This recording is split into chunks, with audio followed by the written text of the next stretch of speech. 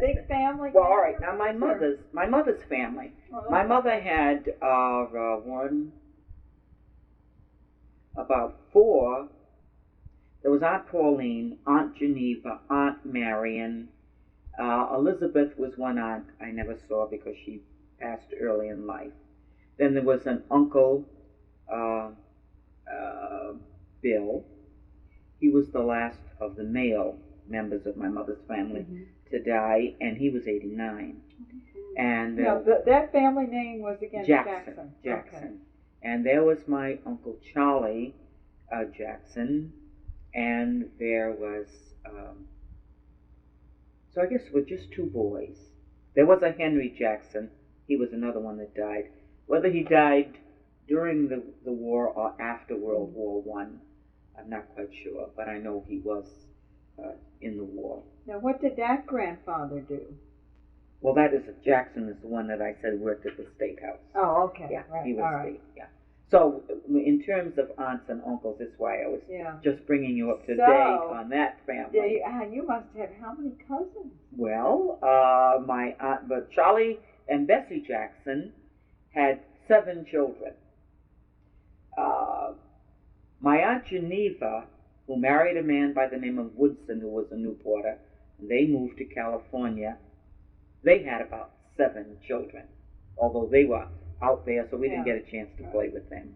But then my Aunt Marion only had 2 boys. So it was the Aunt Pauline and the Aunt Bessie, Charlie Jackson, that had the big families. And on my father's side, the one sister had 3.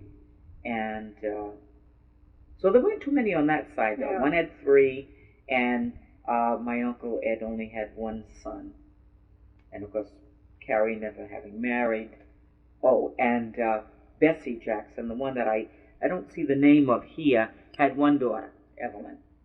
And so there weren't too many on that side. But we did have a lot of cousins, and we used to have good times, in the summer. What kinds of things would you Going do? on picnics. We had a church picnic every year, and of course we still do, but church picnics aren't quite the same as they were years ago, because they didn't have as many, I think, amusements at some of the parks where we used to go, so it was more or less, and they didn't have, I think, all of the food concessions, so that the big thing was the basket lunches, that our parents used to take. And before that time, I've heard my mother tell of how her mother and her father, when they had the picnic, they used to go to Rocky Point, and I think they used to go by boat. Oh, okay. Yeah, they used to go on a boat to Rocky Point. But most of the time, when we were children, we always went on a bus, and our parents came up in the car with the big baskets, of food. That's the one thing I can remember we did as a family.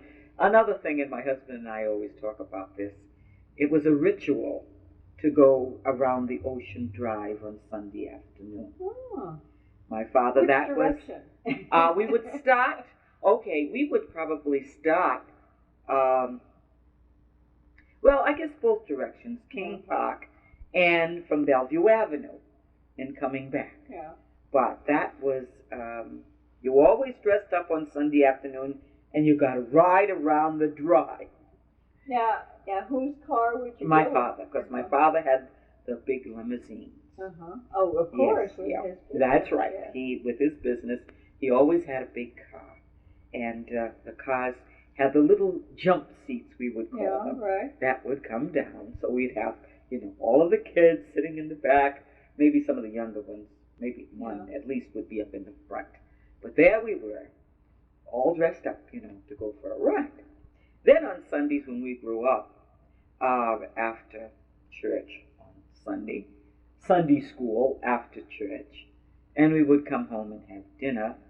Maybe when we got older, we would walk the Cliff Walk on a Sunday afternoon. It was in good condition then, not eroded and whatnot like it is now, because the 38 hurricane, did a lot of damage there. So, because we weren't allowed to go to the beach on Sunday.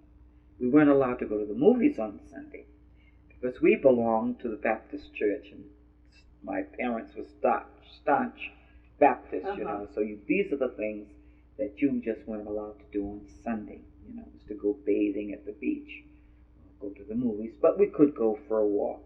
Okay. And, Now, what about Saturdays? What would they be like for you? well, as children? Saturday was your day to get your work done, you know. Your chores? Your chores done, of Yeah. course, to help your parents. Yeah. And then later on, of course, we had little jobs ourselves, you know, where we might go to work on Saturday, might have a job after school. Yeah. What kind of other entertainments did you have in Newport? You Well, mentioned house a park. parties, birthday parties, Mhm. house parties in those days. Now, what was a You house know, party? Well, That's- the house was, you know, like most of the birthday parties. It I was see. really a birthday party Okay. that we would go to. But when we went to parties like that, say as a teenager, say 12 and, you know, 12 to 13, 14, around those years, your parents went with you. Is that right? Oh, yes, the parents went with you. There were only a few houses that we really went to parties, but your parents went, you know, and they probably stayed in the kitchen and talked to the mother, you know. It was the mother that went, not the father. Yeah. It would be the mother who would take you. Probably the father dropped us off, you know, and Uh-huh. probably came and picked us up. But those kind of things we did. And there were a lot of activities at the church. You see, we didn't have the competition that children have today, you know, so that You mean your the choices were fewer, or? choices were fewer. And of course, where we couldn't do certain things, they've got to be fewer for us. Yeah. But we enjoyed what we did, you know, our activities at the church, because our life was centered around those things. We had fun, you know. That's where you naturally, if you had a little boy that you were looking at, you'd be glad to go to the Baptist. We called it BYPU, so everybody went to BYPU on Yeah, what was that? Sunday. Baptist Youth Youth, yeah, fellowship. Program, fellowship? Yeah, Union maybe. Baptist Youth. Well, anyway, Yeah. that's what they call it, Baptist Youth Fellowship now. We have it now at our church, which is the Community Baptist Church. And in those days, the church that I belonged to was the Mount Olivet Baptist Church. I now belong to a church that we are a merged congregation, the Shiloh Baptist, which was a split. It was the Shiloh Baptist Church was the mother church. Then there was a split, and that split church was the Mount Olivet Baptist Church. So for years we had the two block Baptist churches. And they go back together? Then we finally, after almost 100 years, we finally came back together, and we are now the merged congregation, and we call the Community Baptist Church, and we just dedicated a brand new church. It's almost 2 years old now that we've been in this new building. So, now, but this is the church that has the very famous choir, right? yes. And but we went to all the churches in those days. There was a congregational church, and I'm sure if you have delved into any of the history, Black history at the Historical Society, you may have, and if you haven't, I'm sure that you'd find it interesting to look up the records of the African Union Society, and there you will find the history of the black churches and in this community, because there was a congregational church. There was a Mount Zion AME church. There still is, but they had a church up on across from the Viking Hotel, which burned, unfortunately, and my aunt and them belonged to that church. And you see, in those days, even though, you see, our families belonged to other churches, but it brought the children all together at different times in those churches. Yeah. We would take part in plays, you know. It made no difference whether or not we belonged to that church if you were asked, you know.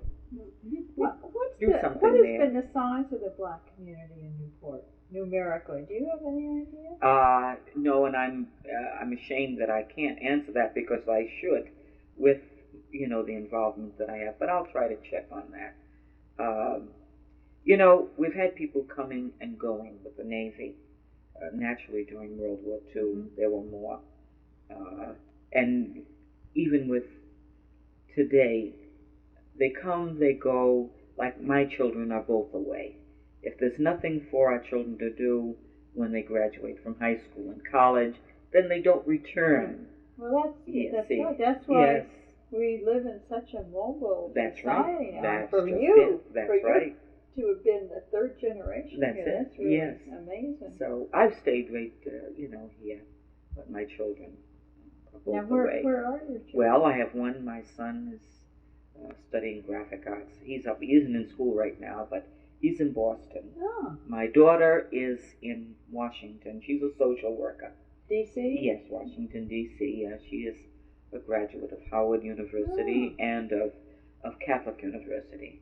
She got her social work program there? She got her master's degree from Catholic U, and but she went to Barrington College for 2 years before she went to Washington, but she wasn't happy there. So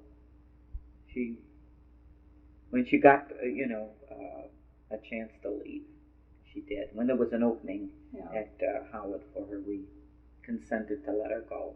But at the time when she first wanted to go, they didn't have housing, and it wasn't. So she stayed on, and she was, she did very well at Barrington College. But I feel that she is the woman she is today for having made the change that she did. She came from a very sheltered home, and living in a place like Newport. The transition was a little much at first, but I'm very proud of her. She's managed to survive, She went through the sit-ins and the riots of Washington, and so. Now, how old are your children? Well, my son is 34, and my daughter is 37. Now, do they have any children? They're both single, so far.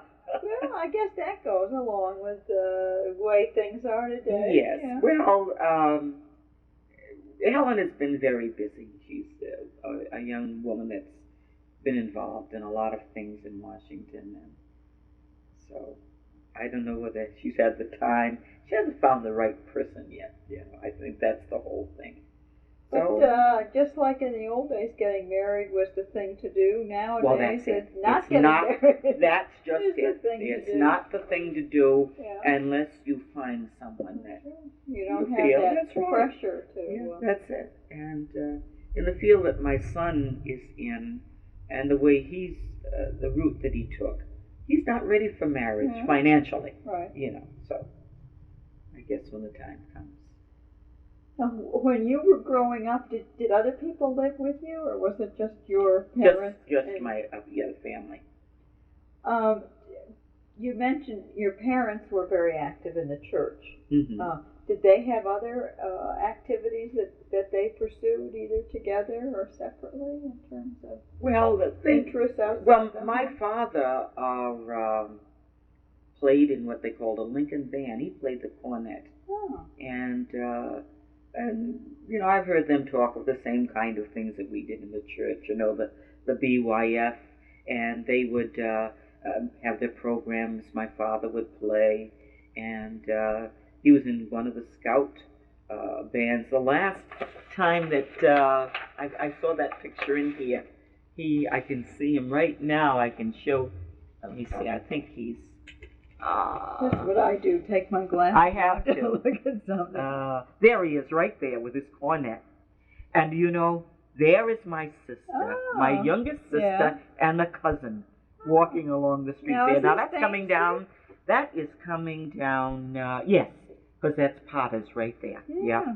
What's now just Potter's. Yes, just Potter's. Yeah, it was Nevins and Potter's at the time. Yeah. So that was. So those were the interests that he had, and my mother was a woman that worked in the church, sang in the choir, and that. Those kind of activities were the things that they were interested in. Did your family travel at all, or? Well, no, not really. They maybe my mother would go to New Jersey on the old New York boat, to see her sister. I remember talking about that, but not too far. They used to. Each year in Boston they had. It must have been like a review, and they were called the Blackbirds. And each year, whatever it was, of 1938 or whatever, and a group would get together and they would go up to watch Oh. I guess it was like a review, Yeah. some kind of a stage show. And they would, those are the kind of things that they did. And my mother, I can remember, my mother didn't do any hooking of rugs, but there was a group of women that used to, and Mrs. Hicks, and she did beautiful work, and others that used to meet, and they did the rug hooking. Oh. And my mother used to go along because she just had a good time with all of them, and they, after they got through with what they would, like a sewing group, and they would have, tea and whatnot. They got together, I guess, once a week, but she would go along anyway because she enjoyed the company, of these ladies. They did things like that, other than, help out in the church. I think that kept them pretty busy. Well, what about your schooling? Where did you go Well, to school? I was educated in the elementary and high schools of Newport. I went to kindergarten at Cranston Calvert School. It was probably Calvert School where the kindergarten was at the time. Then I went to Cranston Calvert School up till, I guess, the 6th or 7th grade. Then went to Thompson Junior High, which was Rogers High School at the time. Right. And then from, I graduated from Rogers on Broadway. On Broadway, yes, that was where I graduated. And now, how many people were in your graduating class? Was it a big class? It was a pretty good-sized class. And then from there, that was in 1941 that I graduated, and that was the beginning, you see, of World War II. Right. And that was just before Pearl Harbor. And so I was working, and then, of course, the torpedo station women were going into, war work. Right. So I took a course for what I finally wound up doing, but it was a course for women, for lettering and tracing of machine trades, and we started out at the torpedo station. Now, where did you take the course? Was this offered by the Navy? Yes, it was. It was offered.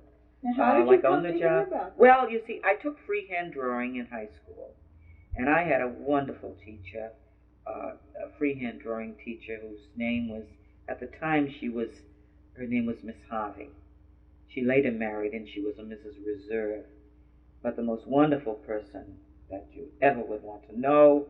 And she called me because I was working part-time for a niece of hers. And incidentally, that niece was married to Peter Rector, and he was the man who owns all of these Newport creameries. Oh, really? Yes. Oh. It was just one at the time. I think it was probably just one, because the Mr. Rector, Peter Rector, was the survivor.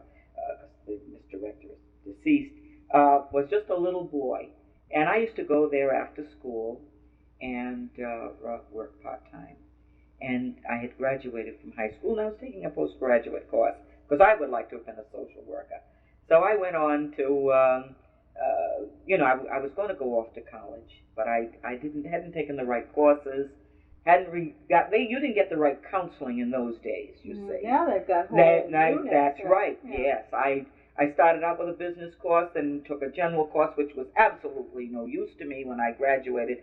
So anyway, Mrs. Reserve called me and she said, Eleanor, they are offering a course for this at the high school. She does not think you ought to take it. And so I did. I went to night school. Then Uncle Sam took us on days. We were on the job training. And that's how I got into it. And I just completed September the 1st of 1983. I completed 30 years. Oh, boy.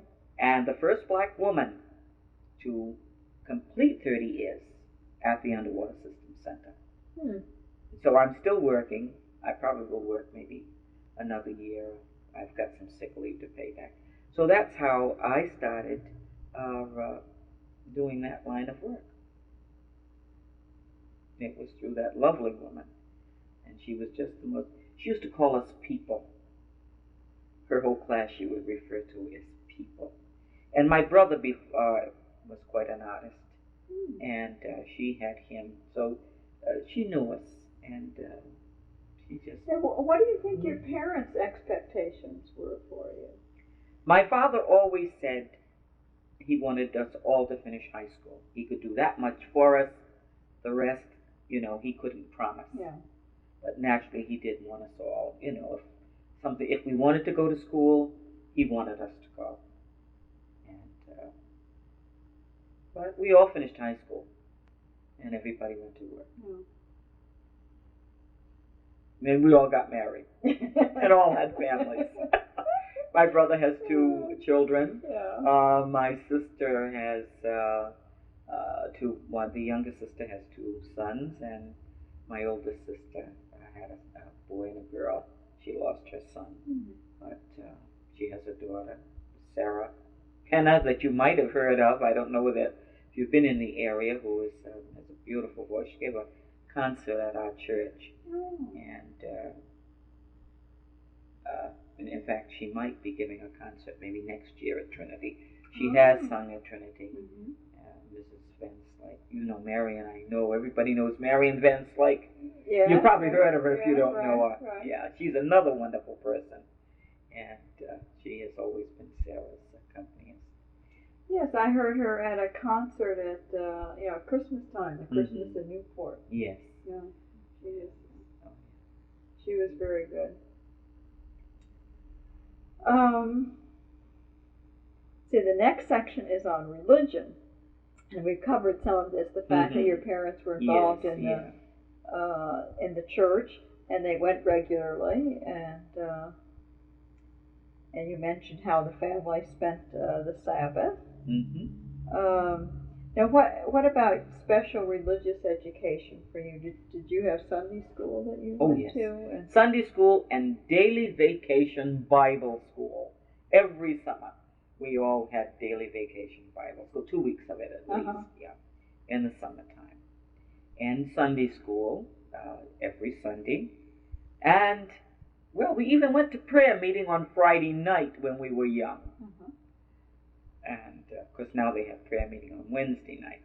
But maybe the parents didn't always go. Maybe they did in earlier days, but those, I don't remember just, how they did. But I do know the involvement. My mother sang in the choir until she got sick and couldn't.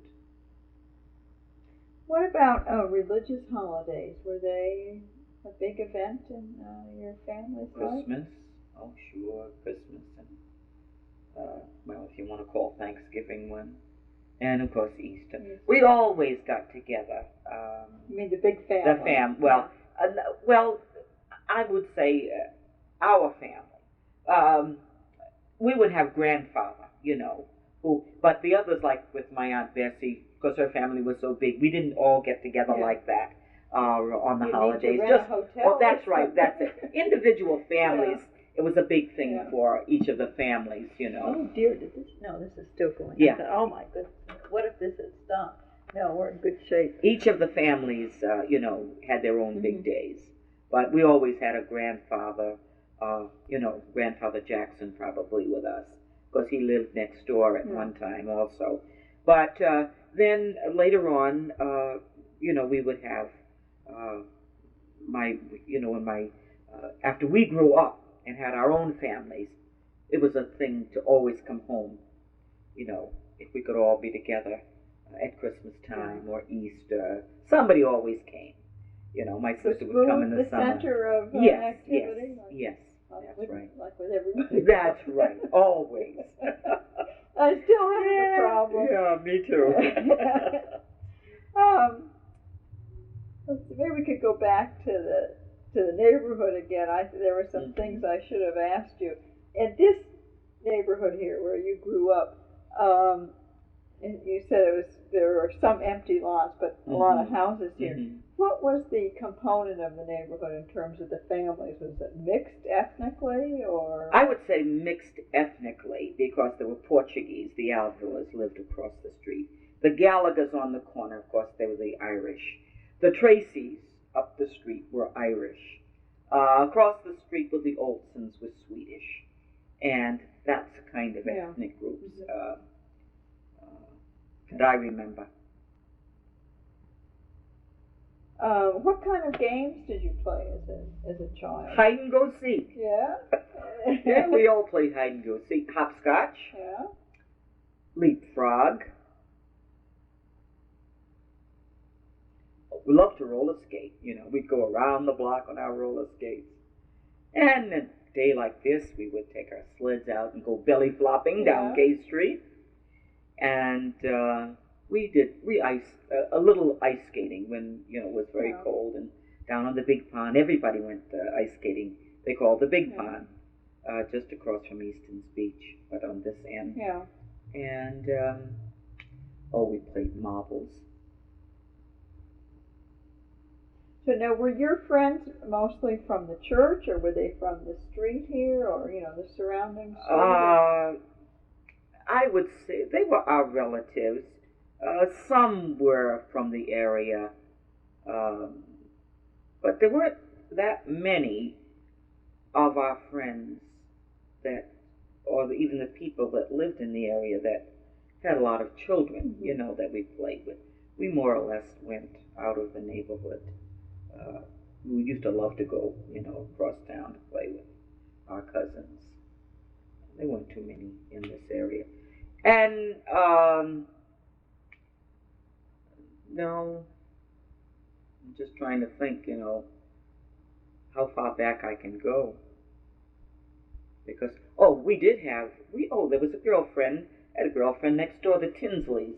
There was a family by the name of Tinsley that lived at 61 Friendship Street. So they were our friends. They went to our church also. Mm-hmm. So we more or less, Now, how, in terms of, besides going to your cousin's house, in the neighborhood, how far afield would you go? We wouldn't. We never went much further than this street here.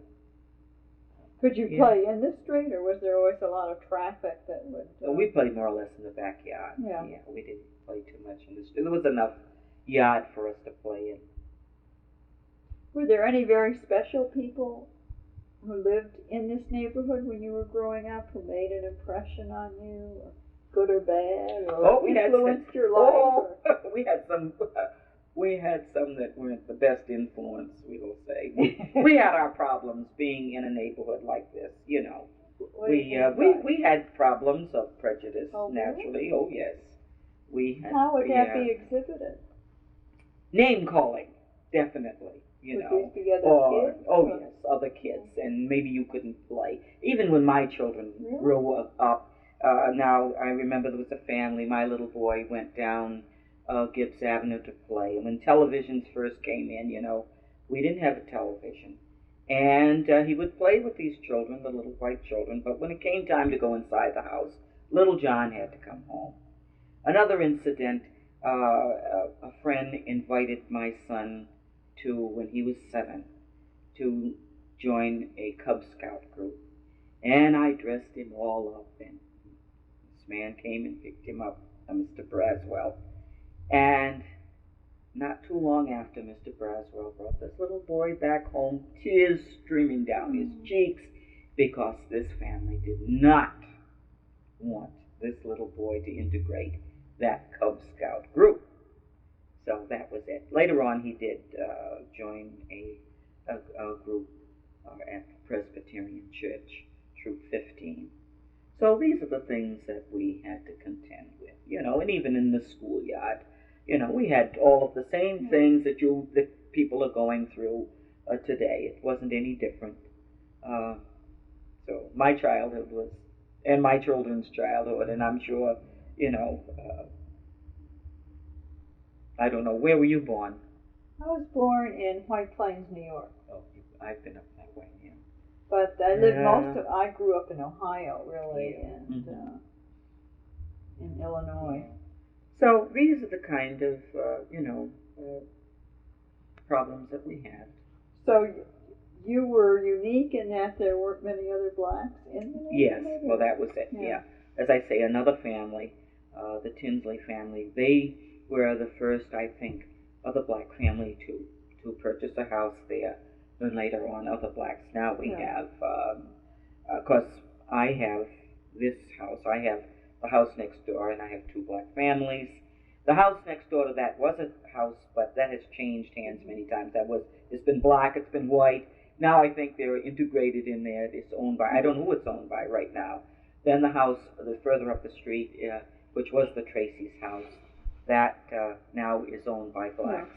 Across the street, which was owned by whites, the Avalos, that is owned by a black family. And even the house up the corner. So the neighborhood has changed that way.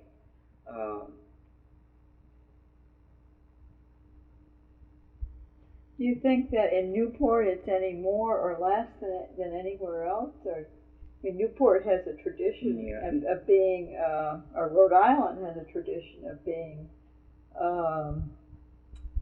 very tolerant of minority groups. I think you'll find the same problems in Newport that you find any place that you'd ever go, because Newport was one of the largest slave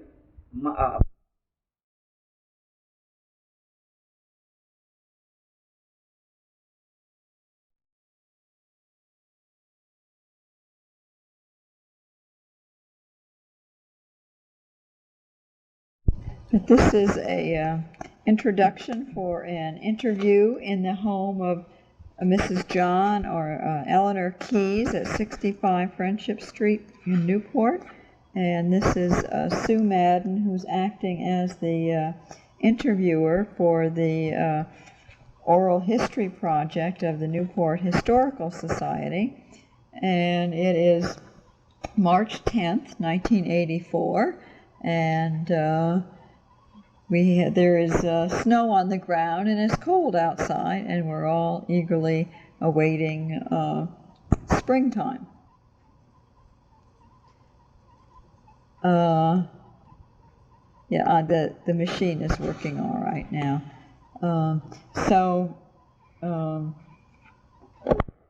In the first part of the interview, we'll be going into biographical information. A brief amount has been covered on a special form already, not on tape. And the name was William H. Jackson, and that was before my father built this house on 100K Street where we were born. Now, you mentioned that your parents were born in Newport also. Were they born in homes also, or? I imagine so. That was never discussed, but at that time, I'm sure. I know what I'm doing. Yeah, most of them. That's the way it was done. That's the way it was done, yes. Now, since your parents were born here also, this is kind of, I think, unique in most of the people that we're interviewing. I realize that. Can you tell me something about how their parents came to? Well, yes. Lindsay R. Walker, who was my father's father, came to Newport as a single man. And now, do you know what year that was? I don't know. It was 18, I would say, maybe in 1880, between 1880, because I see records where he bought this house next door on Friendship Street around 1891. Oh. So I'm not quite sure the date that he came to Newport, but he came as a single man. And where did he come from? And he came from Virginia, down around Rappahannock County, or Matthews, Virginia, in that area. And he was like a liaison for many other blacks that came here to work on the farms. And then later, he sent for her, because I have two letters, very interesting letters. One from my grandmother, Lena Walker, before they were married. Mm. And so I think I'm not quite sure whether they married here. He went back and got her married and then brought her here. But anyway, she came and she had 4 children. 5 children by that marriage. 2 sons and 3 daughters. And your father was one of those sons? One of the sons, yes. Okay, was he firstborn? No, he would, I would say, was about the, he may have been the 3rd. Yeah. Now, what year was he born? Well, if you'll wait 1 minute, okay, I will get. You mentioned you have your grandfather's Bible. My grandfather's Bible. And in this Bible, it gives the birth dates. And this Bible, incidentally, is over 100 years old. Boy. And it gives the birthday date of Lewis Walker, born April the 11th, 1891. And... So now, was this your uncle then? No, this was my father. Oh, this was your father. Yeah, this is my father, Lewis Walker, born April the 11th, 1891. And the oldest one was Carrie Walker, who just passed away about 2 years ago, and she was about 93 or 94. Never married then? She never married. Right, okay. She was the only one that never married. And as it says here, I can't see the glasses on. It says, Carrie Walker, the baby, was born August 26, 1887.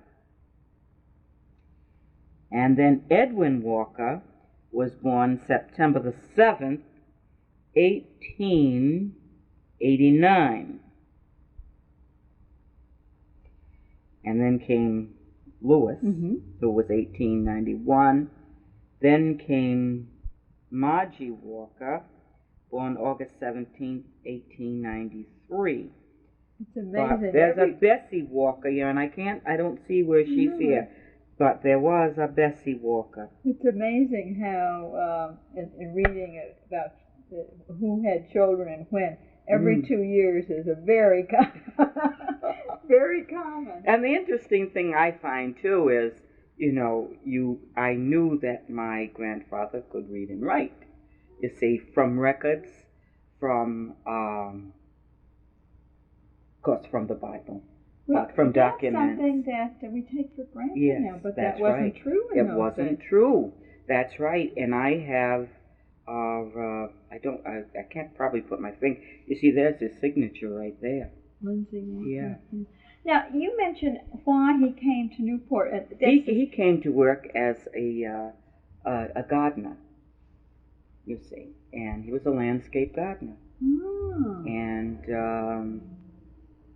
but how do you think he got from Virginia to well, Newport? There must have been, I would say there might have been some other people here from that area where he lived. Or do you think it could have been someone from the summer colony? I'm not quite sure. Now, you see, that is something that I would have to ask maybe there are a few old timers left that I might check into that. There's a Lyle Matthews, who is a cousin of my father's, and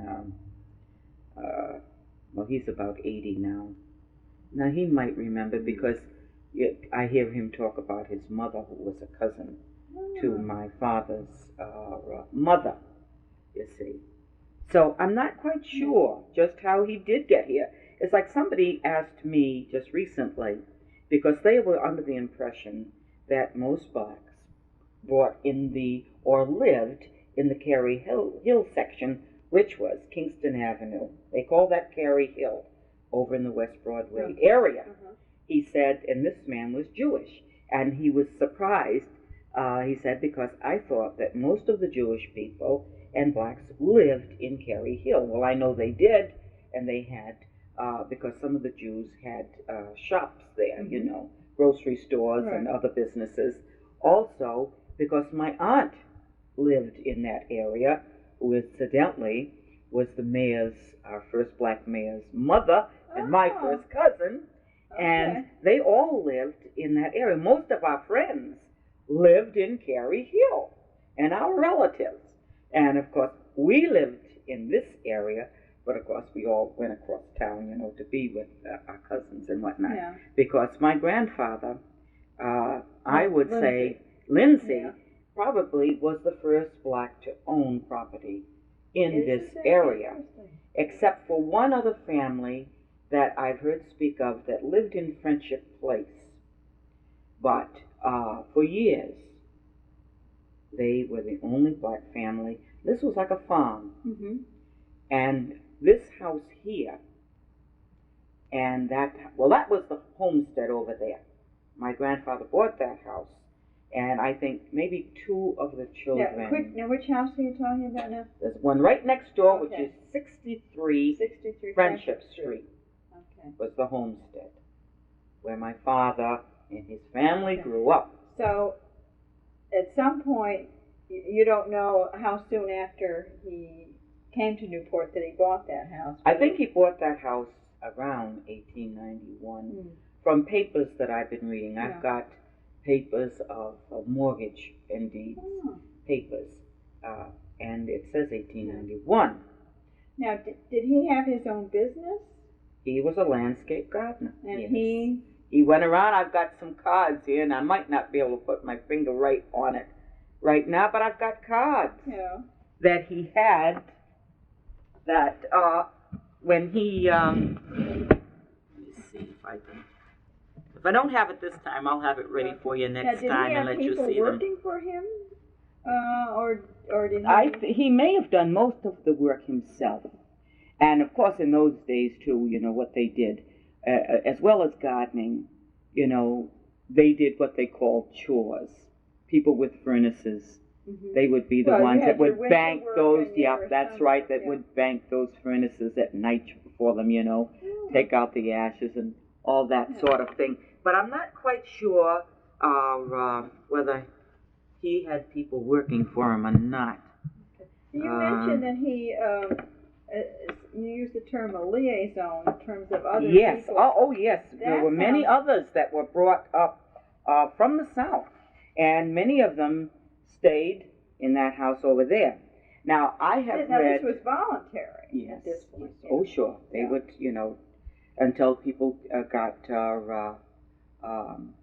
situated, you know, and got their own places. But naturally, he was the contact that would bring them up and probably find them jobs and whatnot. Now, do you think these are mostly family that he did this with? No. I know that wasn't mostly family, because I know there was a Mrs. Beckwith that I've heard speak of, and she wasn't a family. These were just friends of... you know, when you live in a small place, I'm sure like in the country in the South, it's just like Newport. You know, you know people. You're like a family. Right. And so you look out for these people. And if these people, you know, there are no jobs here, okay, we got to get away from home, young people. So, okay. Well, the same thing is happening now. Right with now, your of course. Asian groups and Spanish groups. Exactly. They go where they know somebody. That's right. That's it. Yeah. They just recently had an exhibition at the OIC did this exhibition, and it was information from the Black Heritage Society on black businesses and whatnot in Newport, which included my father and my grandfather. But I may not be able to find that, put my fingers on it right this minute, but what you got I there do. looks like I do. I've got 2 scrapbooks that I've collected, and but I do have those. So you can go on. We won't hold you up there. That information I can see that you. Now, do you know what happened to your father's brother and sisters? Oh yes. Now, there was Carrie, who she was a domestic, and she worked until she left Newport, and she worked in New York, for, in private family until she retired. And then she lived out her life and was only sick maybe for a couple of weeks, lived alone, took care of herself, and was sick probably just a couple of weeks before she passed. She came back to Newport? No, she never, only on visits. She used to come every summer and stayed maybe for her vacation. She'd come and stay with my mother and father, and then she would go back to New York. She never came to stay. But then Margie Walker, Marjorie she was, married a Navy man. His name was Jerome Spriggs. And they had 3 children. They lived in Newport for a time, and at one time lived at 100 K Street in one of the apartments, when her husband was stationed here. He was one of the old-time Navy people of Newport, and very proud. Like with Mr. Burney, that was another old-timer, and a man by the name of Mr. Speedwell, and who was a cabinet maker, one of the first black cabinet makers in the United States Navy. And then there was a Mr. Miner. And then, of course, they traveled. But when he retired in Jamaica, Long Island. And that's where they stayed. And my aunt died maybe about 5 years ago, 5 or more, at the age of 85. And my uncle, her husband, just passed away about a year ago. It sounds like there's some good genes in the family. they were long livers. and even on my, but my father didn't. No? See, my father died at the age of about 67, a very hard worker. But the doctor said that his arteries were compared to that of a man of 80. He was a very hard worker, worked all his life. His life, was a businessman. As a young man, worked as a butler in private family for several prominent Newport families, but then went into business for himself. And now, what kind of business? Well, he was in the taxi business. Oh. And in fact, he had a bus line, and I have that picture here, and I might. Had a bus line that called the Paramount Coaches, and then later on he had there he is right there as a butler. Oh, isn't he handsome? Yes. Look at all those buttons. That would take you an hour just to button. Hey, listen, you know what we did? We were foolish. We took all the buttons off of that coat and threw the coat away. Should have kept the coat so we could have put it in the Heritage Society. There's my mother and my father. These are some real old pictures that they really don't belong to me. And you see, if anything happens to me, I said, Buzz, these are my brother's pictures. But there we are, there I am there, as the baby there, and my youngest sister was born then. And there's my father there when he worked. And there he is again as a butler, and that place is on Rhode Island Avenue, and that was called the Zabriskie House. And he worked for a very wealthy family by the name of Kling, and he worked for them for many years. There's Edwin Walker there, my uncle. Okay. And he had a garage. He was a mechanic, a very brilliant man. A little eccentric, but very brilliant. He knew his automobiles. And there was a man in Newport by the name of Mr. Dwyer, who lived on Ashurst Street. And he had 2 little cars. And the only one that ever worked on those cars was Edwin Walker. Even when there were parts that had to be made, parts that were very difficult to buy, my uncle would make those parts for that car. So out there in the back for many years, he operated a garage called the Owl Garage until he passed. And of course, then that was it for that. But there he is in one of the old cars that he used to show for 2 years ago. And I don't have the Paramount Coaches right here. Maybe someplace else. But anyway, My father operated, yes, the Paramount coaches in the 30s, around 1932. When you say coaches, is that? Well, they were limousines. Oh, okay. So, but that's what his business was called, the Paramount coaches, and he was closed down really because they said he was running competition for Mr.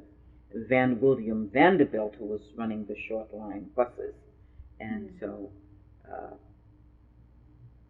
they felt this was a conflict of interest and it would hurt this man's business. And so that put my father out of business as far as the short line buses were concerned. And my mother, see, this is the last place my mother and father lived. It was in this very apartment here. Oh, I see. But my husband and I purchased the property from my father before he passed. So a lot of things were left in the desk drawers and all, you know. And so I have all of the newspaper clippings of the court proceedings of what happened, you know, and why my father was no longer able to operate the Paramount coaches. Now, about what year? That was about 1931. But anyway, even after that. What did he do after that? Well, he still had a taxi business. Yeah. But he was, see, the Paramount coaches, they operated interstate. You see, Fall River, Providence. Yeah. Okay. And so, and of course, Mr. Vanderbilt had these short line buses. And I think, see, my father's, I know that was the one that was considered a jitney. But anyway, but then my father was always in the taxi business. And he was in other businesses too. At one time, he was in the oil business. Oh, really? Oh, yes, he delivered oil. And at one time, he was in the paper and paper hanging business. And so he was always a man that, you know, was busy doing something. Built that house over there with the help, you know, of certain people. Drew all the plans for his own house. Which house are you talking about? That house right over there. Right around the corner here. Oh, you have to see it from here. Now this is on, you told me the name of the street. Yeah, this is, okay, the house right there. See that green and white house there where we were born, and this is belonged to my father. He bought this land from his father, and he built that garage and built that house. Oh. Now the name of that street is what again? That is K Street. Okay. That's K Street. Oh, all right. Okay, this is that 100 K Street? That. It is now 98, but when we lived there, it was 100. But they found out there were 200 K Streets there and ours. So they changed ours to 98 and left the Pintos, let 100 K Street. So your family has been in this neighborhood all our lives. For how many years? Well, really okay. Spans okay, I am 61.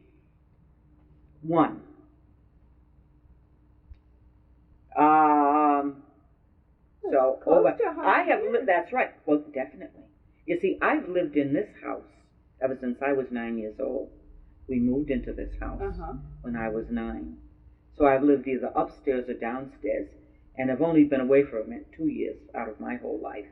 That's just amazing. My sisters and they've all been away, you know, and stayed. Yeah. But they've all come back. My other sister's coming back, and she's going to retire because she and the older sister own that house now, and she'll retire here. But yes, we have. We've been here a long time. And I guess we're about the last, except for over across the street, there's a family by the name of Herbert. And they have been there for quite some time. But I would say, and then further up the street, Mary and Carrie on that side up there. Maybe a few on the other side of the street, of Friendship Street, close to the hospital. Might be some of the original families, but there's been a big change, in the neighborhood. When your grandfather came here, you mentioned that most of this area was probably farms. But in terms of other blacks, do you think he was one of the first ones to? I don't know. Maybe in this area. Yeah. Just in this area, there was spotty, you know, out in the country. In Middletown, there were blacks that owned land out there, but at that time, the predominant area, I think, would say for blacks was over in the Cary Hill section. Here and there, I know there were families that bought. Now, how my grandfather came to buy this piece of property, it was never discussed, Yeah. Was considered. Well, I mean, I never realized it at the time, Yeah. and I think that is probably why, and of course he died when we were rather young, and my grandmother, his wife. Mm-hmm. Now, my mother's mother we never saw because she died young, but my grandfather Jackson was. So your mother was a Jackson. Yeah, my mother was a Jackson. And she had come from Virginia. No, she was born here, but her mother came. Yeah, okay. See, both the parents, but the grandparents all came from Virginia. Give me a little time, and I'll get it all That's straight. all right. That's all right. Maybe I might No, be that's confusing all right. you. But both of the grandparents came for different parts. Okay. Now, my mother's mother and father came from Petersburg, Virginia, which is closer to Washington. Yeah. The others are further south. Right. Okay. But all from Virginia. Yeah. How he came here, I'm not even sure. I'll have to ask my aunt that, because she's the only one still living. I'll have to I've been trying to find out certain things from her because I lost an aunt just before Christmas, one of my mother's sisters, and she was 85. There's one other sister living in California that's over 90. There's one living here, the mayor's wife, who was almost 85. So she is the one that I'm going to have to get. The mayor's wife or the mayor's mother. So I'm going to have to get that information the mayor from you're her. talking about is Paul Gaines. Paul Gaines. Yeah. Okay. Yeah, our ex-mayor. So I'm going to have to get that information from her because I'm not sure how Grandfather Jackson arrived in Newport. Now, what did he do? Well, now, I'm not sure what he did before. He was a doorkeeper at the State House in Providence for many years. And I'm not sure what he did just before that. I can always remember him working in Providence at the State House. And of course, then when the parties changed at one time, he lost his job there. And of course, they did give him some work to do here in Newport. But that practically broke his heart, when the parties changed. But that's the way it goes. But I'm not quite sure what he did before that time. I'll have to find out. And what about the women in the family? Did any of them work, or did they stay home and take care of the children? Most of them stayed home and took care of the children, as far as I know. Because my aunt, the mayor's mother, had about 5 or 6 children, so that was a full-time job for her. My mother had 4, and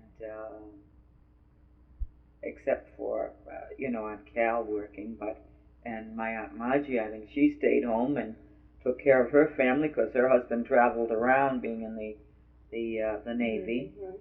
So most of the women just stayed in those home. days, That's right. They didn't go out. That's right. That's it. And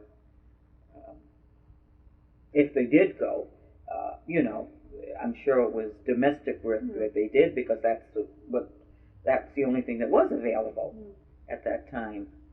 So you had two sisters and a brother, is that right? And you were the third of the 4. Now, when you were growing up, did you and your brothers and sisters work in the home? Were you expected to? Oh yeah, we had our chores to do, the dishes, and we did our share. Now, what was the neighborhood like at the time that you were growing up? How many were there still a lot of empty land around here? Or were the houses pretty well I think it was more or less the way it is right now, except for over on that corner where that gray house is. That was a lot over there. And when we had the 38 hurricane, there were a lot of beautiful trees. That belonged to a family by the name of Gallagher that lives the other side of my sister's house. Lands, joint. So that was an empty lot. There were empty lots up Gibbs Avenue because my grandfather at one time had a vegetable garden up there and also a flower garden up there. So, and down Gibbs Avenue, there are lots here and there, a lot of new homes down there, because there was a man that, a family by the name of Arnold, they were Irish, that my uncle and, we grew up together, were quite friendly. And they had a large farm down there where they sold fresh vegetables and whatnot. We used to go down there many times and buy fresh vegetables. There was a lot of land down there because I remember as a child, I don't know if you've ever been out to pick dandelions or not. Okay. Yeah. I can remember, my mother giving us a bag and a knife, and on a Saturday morning, we would go down the road and we would pick dandelions. For soup? To cook as a vegetable. Uh-huh. We didn't make the soup, but we cooked it like you would cook spinach. Uh-huh. Always had dandelions in the spring, but it's good now that you can buy them in the markets, because we always had, the problem of worms. Worms and the bugs. So, I would say that house was over there. The Holtz built that house over there where the Pintos lived. The Avalas lived across the street there, so that was there. And this house, my grandfather, Walker, started building in 1925. And I would say it took 3 generations to complete it. Because my father and my mother, we moved into this house, as I say, when I was 9, wasn't completed. My father worked on it, did a lot to it. But the reason why I say completed, we put, central heating and made a lot of improvements since we owned it. And that was 1959, I think we purchased it from my parents. But it had been family property, it had been the estate. The sisters and brothers. Mm-hmm. My father brought out his sisters and his brother, and that's the way we have done. Yeah. The family property. So now everybody has what they want to have. But it sounds like. And I talked to him. You were fairly young at that time. Oh yes.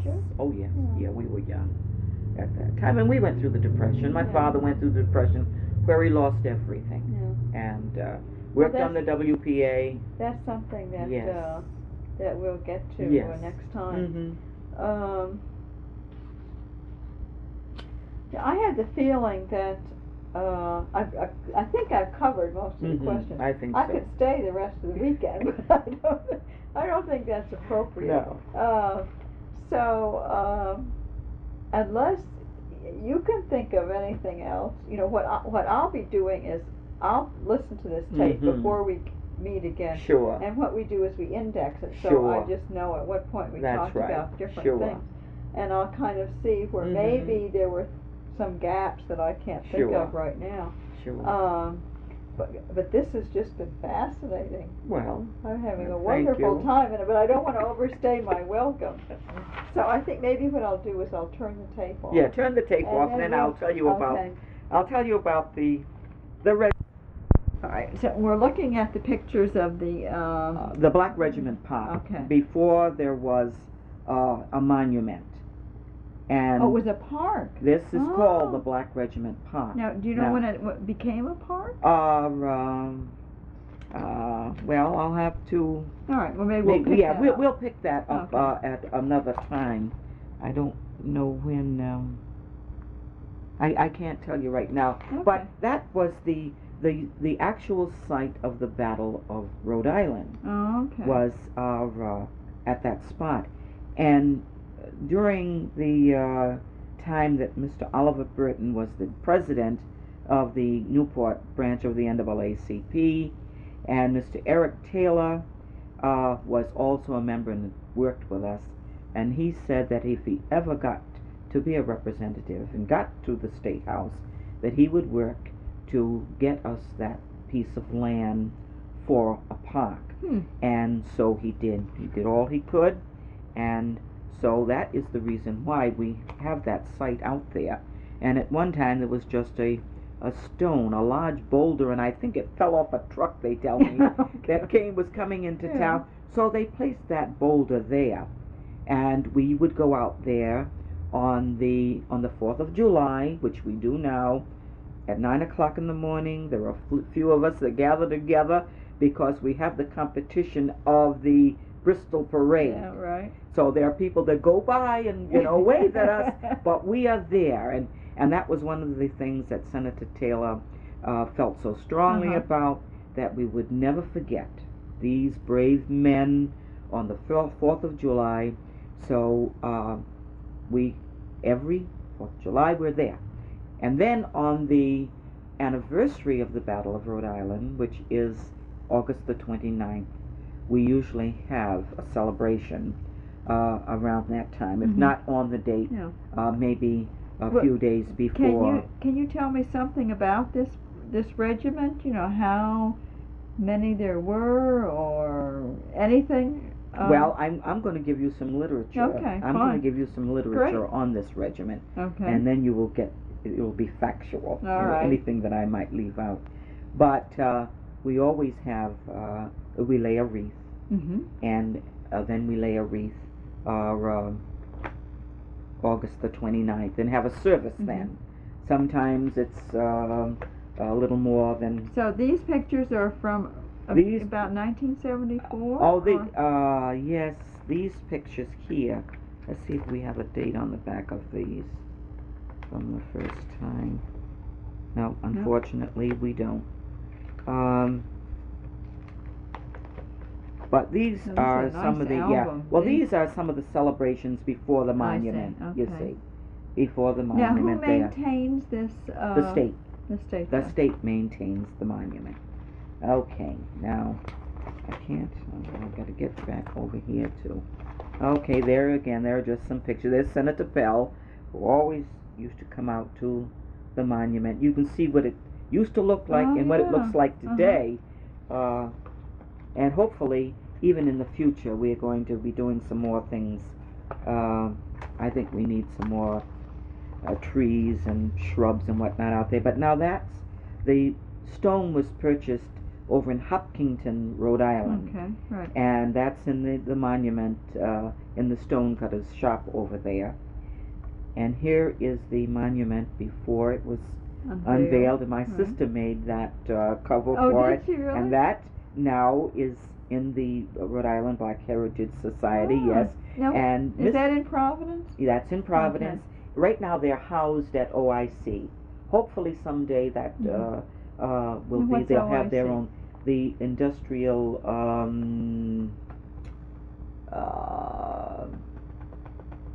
organization.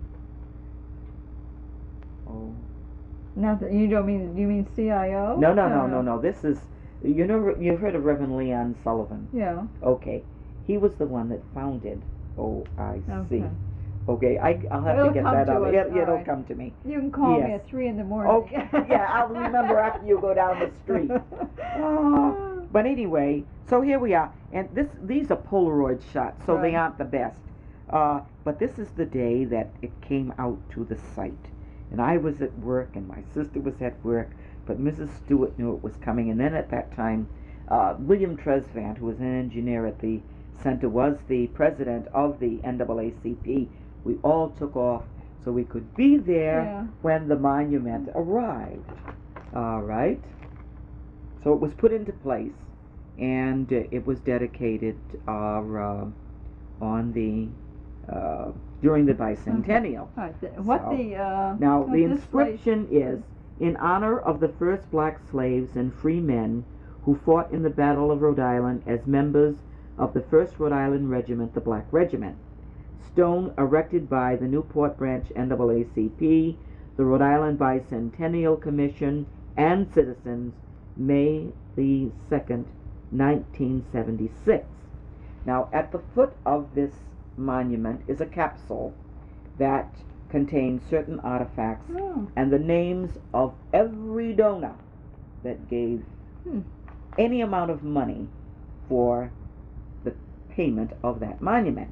Okay. They sold a pin which was designed by John Howard Benson. Careful of that. Yeah, okay. This was the pin that was sold for $3. Was designed by him. We sold it all over the country, wherever we went. I went to several national NAACP conventions. Did you? I was an EEO counselor at the Underwater Systems Center for 7 years. That was another one of my involvement. Oh, Equal opportunity. okay. So we sold that pin. Oh, that's a handsome Yes. pin. Yeah. And that was to help raise money. Then, of course, the Masons of Newport, Sawmill Lodge gave us one large contribution, and the Bicentennial Commission, but the rest of it was raised through the sale of this pin and donations of $1 a quarter off from citizens. That's why we say citizens. And so I'm going to let you have this. Now this will tell you a bit about that now, whether you want that on your tape. But I'm going to let you have that. Okay, I think I'll just read it. Yes, you can read that. In 1778, the General Assembly of Rhode Island, by enactment, authorized a general enlistment of slaves for the Patriot Army, and upon passing muster before Colonel Greene, they were to be absolutely free and to receive pay, bounty, etc., precisely like other soldiers. This is the first instance in the history of the country of the employment of black troops as an organized body. At the Battle of Rhode Island, which occurred August 29, 1978, the Black Regiment under Colonel Christopher Greene justified the hopes of its leaders as one of 3 regiments that prevented the enemy from turning the flank of the American Army. The Rhode Island Regiment is mentioned in January 1781 by the Marquis de Chastelux, who wrote, "At the passage to the ferry, I met a detachment of the Rhode Island Regiment, the same corps we had with us all last summer, but they have since been recruited and clothed. The greater part of them are Negroes or mulattoes, but they are strong, robust men, and those I have seen had a very good appearance." In February 1783, General Washington directed that a detail made from the Rhode Island Regiment proceed to the British trading post at Oswego, Lake Ontario. The march to the trading post left them badly frostbitten, and many were discharged as disabled for life. Isn't that sad? Now I've got another account that has the names of all of the men. Now you wanted to know, okay, that site was, it says here, this site possesses national significance in commemorating the history of the United States of America.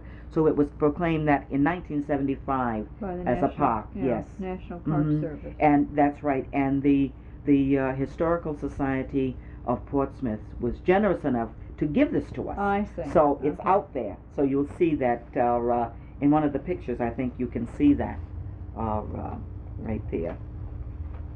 So this is one of your scrapbooks. This is one of my scrapbooks. This is when the yeah, I just, and you know, we had a group out of the Martin Luther King Center, and their uniforms, and they were took part in one of these celebrations out there. So now we have the park, and we have, there it is there, that middle plaque that they gave us. Oh, this is when it was dedicated. This was a Dr. Walter Leonard, who at that time was he was an assistant to the dean or the president at Harvard University. These are just snapshots at different times that I guess this was during the dedication. There's Senator Taylor there, and there's Mr. Tresvant. So we go on at different times. That Barbara Jackson, she was the president at one time. And this man here came from the national office. His name is Warren Ma, who was the editor of the Crisis magazine, our publication. I said, "Mr. Ma, you'll have to come." And so he came and so he could put us in the Crisis. I wouldn't give him any excuse we had been dealing with them. I said, now this is something that means a lot to our branch. We worked very hard. This is when they were burying the capsule here. Oh, yeah. And our capsule was made at the Underwater Systems Center, since that's Mr. Tresvant, who was the engineer. And down in there, when it's opened in 100 years, will be a few pictures and the names of everyone. It's on a negative, and I have a copy of that. The historical, the Black Heritage Society has a copy of all the names so that they will know. And this is at different times we've had choirs. That's my daughter. Everyone must go to see the monument. That's my Is that son your there. son? That's oh, my isn't son. he handsome? Yeah. And there's the group, and of course, who else? But we've. And this is your daughter. Yes, my daughter. Oh, we've got many good pictures. Because my husband is kind of an amateur photographer. Right. He's the photographer, and I take the tapes. I must have over 100 tapes. Really? Oh yes, I've got tapes of. You mean of speeches and music and programs and. My husband. Is that going to go to the Black Heritage Society? That's what Mrs. Stewart wants. Yeah. She wants them. See, that's what I want to have time. Most of them are all marked, but I do want to put them in categories. You know, I've got Howard University's choir. They sang in Providence a few years ago, and of course I have, Dr. Hooks. I have Roy Wilkins. I have Leon Sullivan. I have Vernon Jordan. I have Patricia Harris. I have can't even think of her right now. Julie Chisholm. Oh yeah. Oh, she's great. Yeah. Yeah, I have her on tape. Is she the one from Brooklyn? No. Yes. Yeah. Yes. Yeah. I have her on tape. Of course, I have Dick Gregory on tape. I have Julian Bond on tape. Got a picture of him too, because my sister and I were both made permanent members, executive board members of the Newport of the New England NAACP, and at that time, Julian Bond was the speaker, and we sat at the head table with him that year, up in Maine. So I do have a lot of good tapes of that. Our famous choirs at the church, gospel chorus, Christmas in Newport, and I've got the choristers with Marion Van Slyke and my niece. And when you come again, I'll have to let you hear some of that music. Well, we've heard the choir twice. Yes. They sang at the when it was the Newport Art Association. Now it's the Art Museum. We went then, and then we went last Christmas. And we were told to get there early. Well, we got there early. Yes. And I know it. Well, we also, Mrs. Stewart, they had what they call the Invisible Church, and they had that several years at Salva Regina at Oka Point, and that was beautiful because you see, one year they did have an organ, but most of that music was a cappella anyway, and the spirituals, and that I have several of those. I think I saw. What was nice when we heard them at the art museum was the woman said something about each song before they sang it. It gave you some background. Now, did you hear it this history. year? They were there a few weeks ago. There's my daughter. My daughter's a busy one too. Let's see. Vote Eleanor Keys for Advisory Neighborhood Commission District 1E01. Now this is in Washington? That was in Washington. Yeah, this is one of the programs from the Invisible Church. That year we had it at the Community Baptist Church. But this is one year when they had it at Salva Regina. Well, I'm going to have to read something about the Black history in Newport. I didn't do my homework. Well, it has a rich history. Yeah. Well, the previous person that I interviewed for this project is Jewish, and I learned so much. Sure you did. It's just just really it's interesting, and it makes it so much more real when you talk to someone rather than read about it. Definitely. And someone who has first-hand experience. And you see, I keep things like this. June 1977, Louisville, Kentucky. And that was table 44 at the National Convention. Well, I'm a saver also, so you're going to get nothing but encouragement from me. Yeah, but doesn't it get you in trouble though? I've got boxes. I've got 2 or 3 boxes in that room. My husband says, when I fix this room, he says, to be a nice room. Now I found this. What paint? Where my father worked at some time. Oh, but that's wonderful. Sure is, yes. Now that was many years ago. They call this ephemera, but I don't believe it because this is the stuff that used to get thrown out. That's right. That's right. Well, if the Newport Historical Society, when they find out what you've got, they're going to want it also. But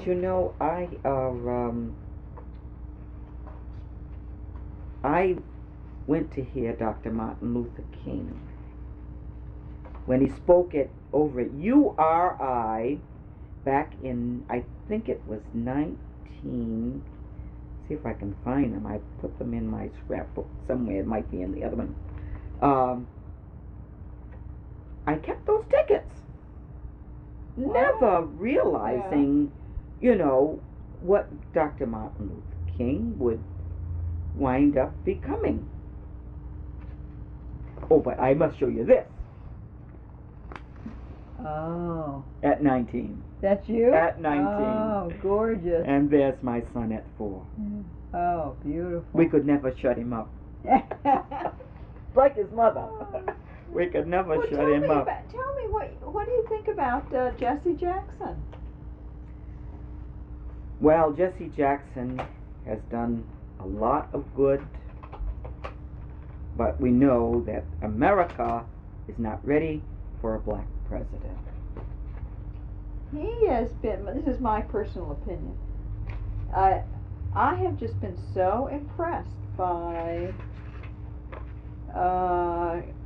his style and his articulateness and his enthusiasm. Is just yeah, he's been out there, there's no doubt about it. He's given his all. But he's given his all to it. Well, don't you think has he done a lot of good? I shouldn't. Oh, I would say he has. I definitely would say he's done a lot of good. He's made a lot of people aware, not only black people, but he's made a lot of white people aware of what our situation, what our plight is if we don't get out there and get registered to vote, because it's going to be too late, if people who, after the election is over, and will say, I wish that I had, and so this is the kind of thing that Jesse Jackson, I don't know what Jesse Jackson himself, how he really feels, about his chances. I know what he's saying. Yeah. But you don't really know what he's really believing, I can't really say. Now here's a woman that was in my church who lived to be 100. Town elder, Mrs. Weston. Amy Weston, 99, receives Boston Post cane from Dr. Stillman. Isn't that nice? But we got some literature. We got the political literature for Jesse Jackson this morning.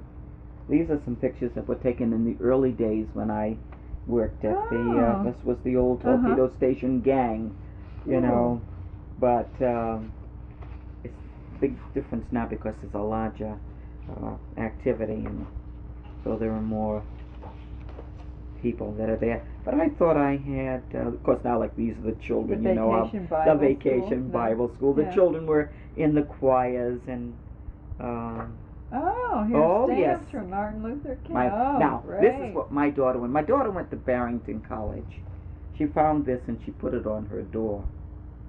The age wants to know the Negro and the Negro mind, but the age can only manage one Negro at a time.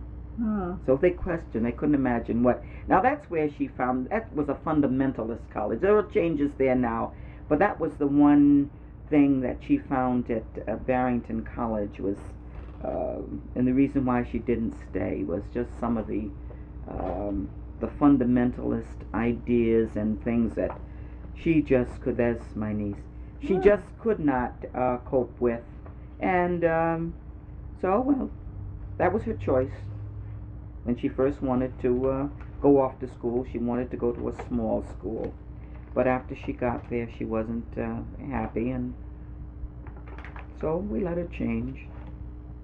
We had no choice, really. She drove us crazy. She drove us crazy. But anyway, I'm happy because she's a hard worker. She's done very well. Well, listen, I think everyone in your family's had excellent role models. Well, both of us have tried, my husband and I. This is Helen's pictures for her album. I'm trying to do, it was going to be her first 35 years. It'll probably be 40 when I get them together. I've got the album and everything, but here's the other scrapbook I'm putting together. I was just trying to see if I could find, I'm not going to keep you. Would you like some ginger ale? Yeah, I'm fine, okay. Really. I don't know whether I've talked to you until you're dry. Oh, I'm having a wonderful time. But I want to be sure I can come back again. Oh, yeah. See, and I also have Harriet Tubman, you see. Now, I have the big picture I got from the post office. I got them to save it for me, of Harriet and one of Dr. Martin Luther King, and I'm going to have those framed and put in my other room. Now, wasn't it Leslie Tyson? Yes. Who did, who played her on television? Yep. And that was wonderful.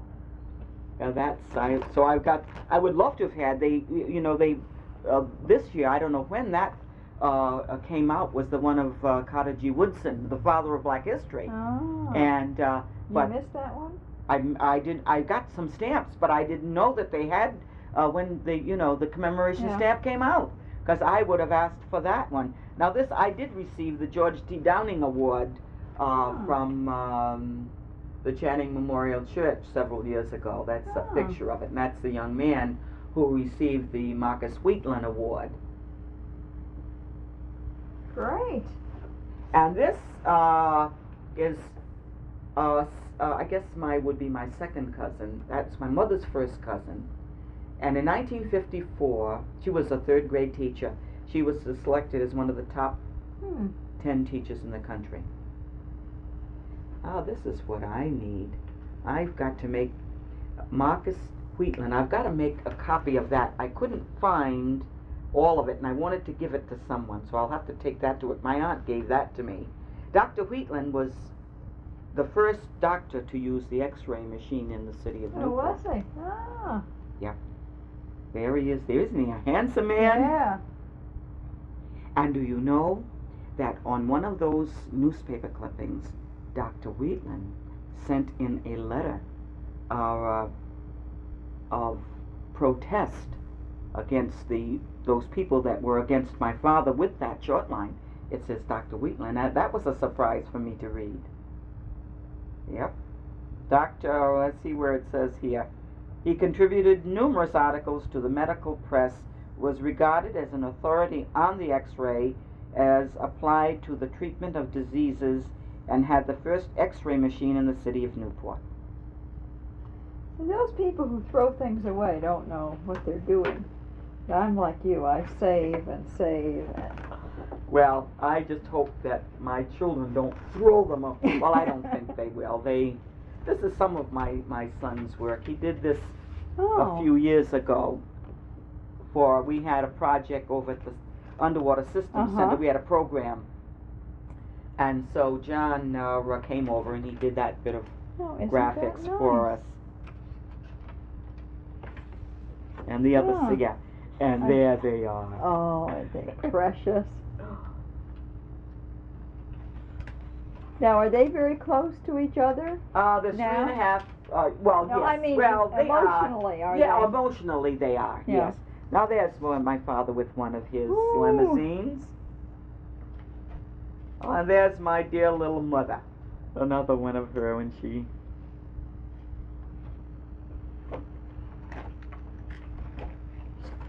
Oh, these are wonderful. Now, your father is standing in front of this Cadillac. That's his Cadillac. Which He's is standing in front of one of the famous gates. Yeah, no, I was going to ask you which gate it was. Not my summer home. Yeah, not your summer home. Now, my brother was an amateur photographer, and he used to, my son used to be one of his pet subjects. Oh, gorgeous. Yeah, that little one when he was 4 years old, my brother took that picture too. Yeah. Yeah, the Newport Historical Society is looking for pictures that they'll make copies of. Now, I don't know whether you're interested in or not. I mean, but they are. Well, I will see what they're. I think maybe. I don't know the best way to do it. Maybe I should just have Jennifer talk to you. Okay. And if you have some idea of what all you have, but I think those are the kinds of things that they would be interested in. So I think what I'll do is I'm going to turn this off.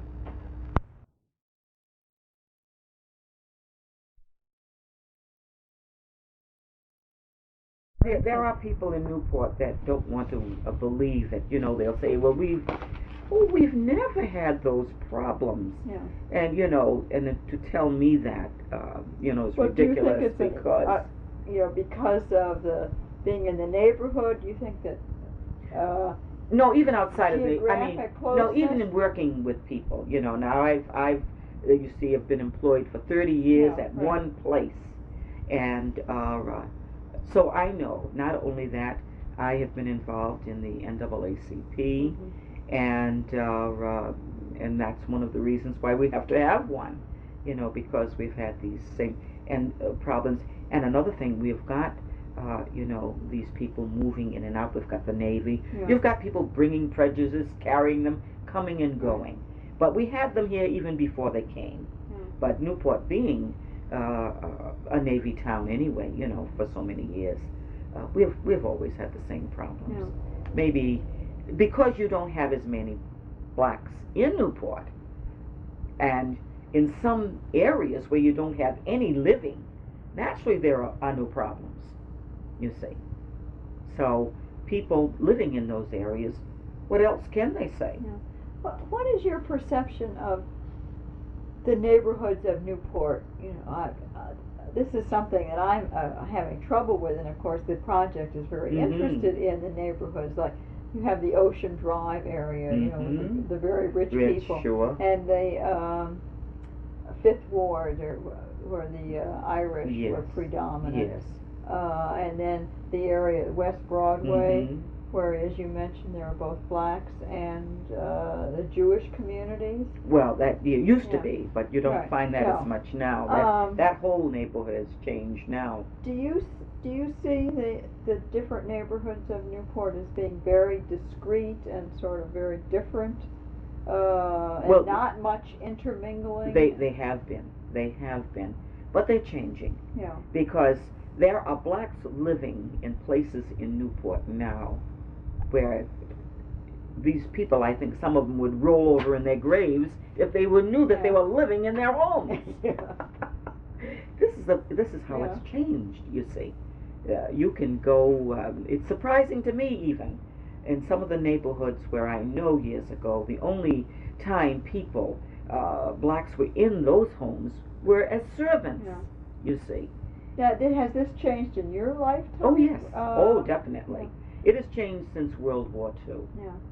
The big changes were your have come. parents involved at all in the NAACP? They were members. They were members because I see from lists and all. Yeah. They weren't actively involved the way I've been, and but they were because they were always members. Old records show me that. But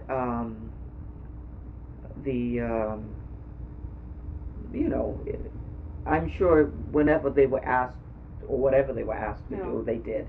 But now, do you feel that your parents suffered much from intolerance in Newport, or in those days people just sort of accepted their role in life? And I'm sure my father, I'm sure he had that problem, being a businessman, my mother being home most of the time, you know, and maybe those things. And I know she went as far as the 8th grade. I haven't heard too much about, you know, what happened during your school days, but I'm sure that if you talk to any blacks during that time, that they had the same problems, you know. Although. And what about the Irish? Would they have had their troubles based on? Well, they could have. Yeah, they say they have anyway. You know, in fact, every ethnic group will tell you Portuguese? that. They'll all tell you that. Well, when we came to this country, such and such, you know. Right. But they all were able to come to this country. But the big difference was the identification. Mm-hmm. You see, our skin has always been the problem, you know. Theirs, even though maybe if they opened their mouths, they had a problem, or if they didn't understand English. But I think they could get jobs, because I understand that, like in the houses on the avenue and around the drive, that most of the help was the Irish or the French, or you know, in the houses years ago. Many of the many people, as I understand it, were brought over to work on those houses. A lot of Italians. That's right. Yeah. Were involved in stonework and. That's right. Yeah, the craftsmen. Oh yeah. And then they stayed. Yeah, sure. Yeah. But as I say, the neighborhoods have changed now, and you will find. But there are still some that I'm sure, if I went to buy a home today, and even if I had the money, I wouldn't be allowed. There's redlining. And but things have improved. In some neighborhoods, you're not going to get in anyway. Even Jews aren't going to get in. That's right. That's what's you know, unless you're a millionaire and you get somebody else to purchase it, you know, for you. But maybe the day will come when some of those things will change. It won't be in my lifetime.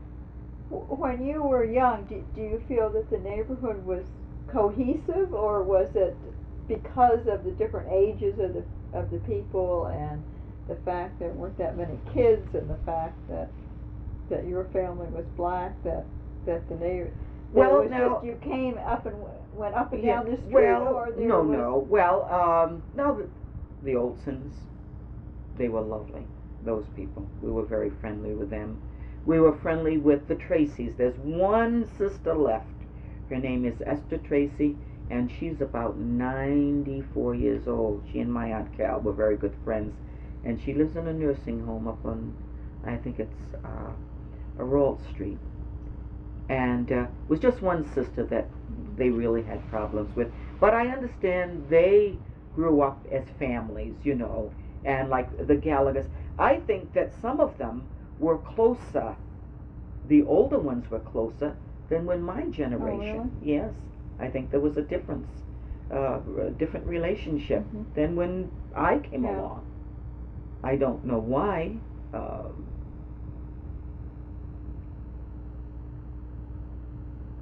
So you know, I think maybe you were going to say something about when I asked you about if there were any people in the neighborhood who made a big impression on you, or influenced you in some way, good or bad. I don't think that anybody really influenced me as far as anything good, because our parents, you know, were people who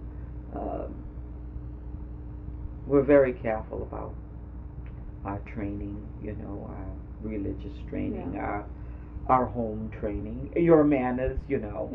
And so in this neighborhood, I didn't get anything but what my parents really gave me. And then the other major factor in your life was this teacher in high school? Oh, yes, the teacher in high school, definitely.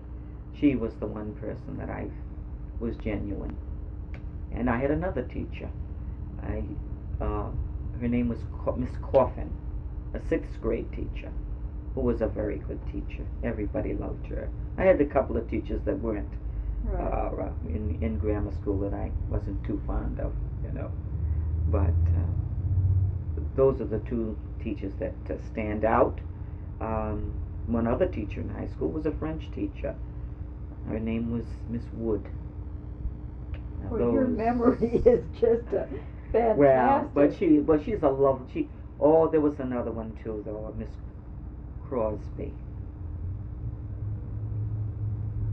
I can't read. Sometimes I get a little confused whether it was Crosby or Crosby. It may have been Cosby or anyhow. But she was another one.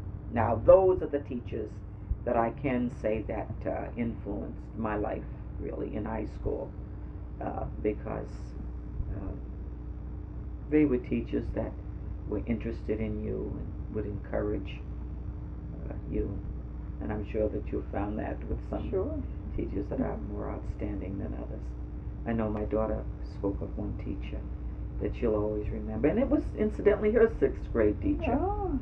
And that teacher told her, "To thine own self be true."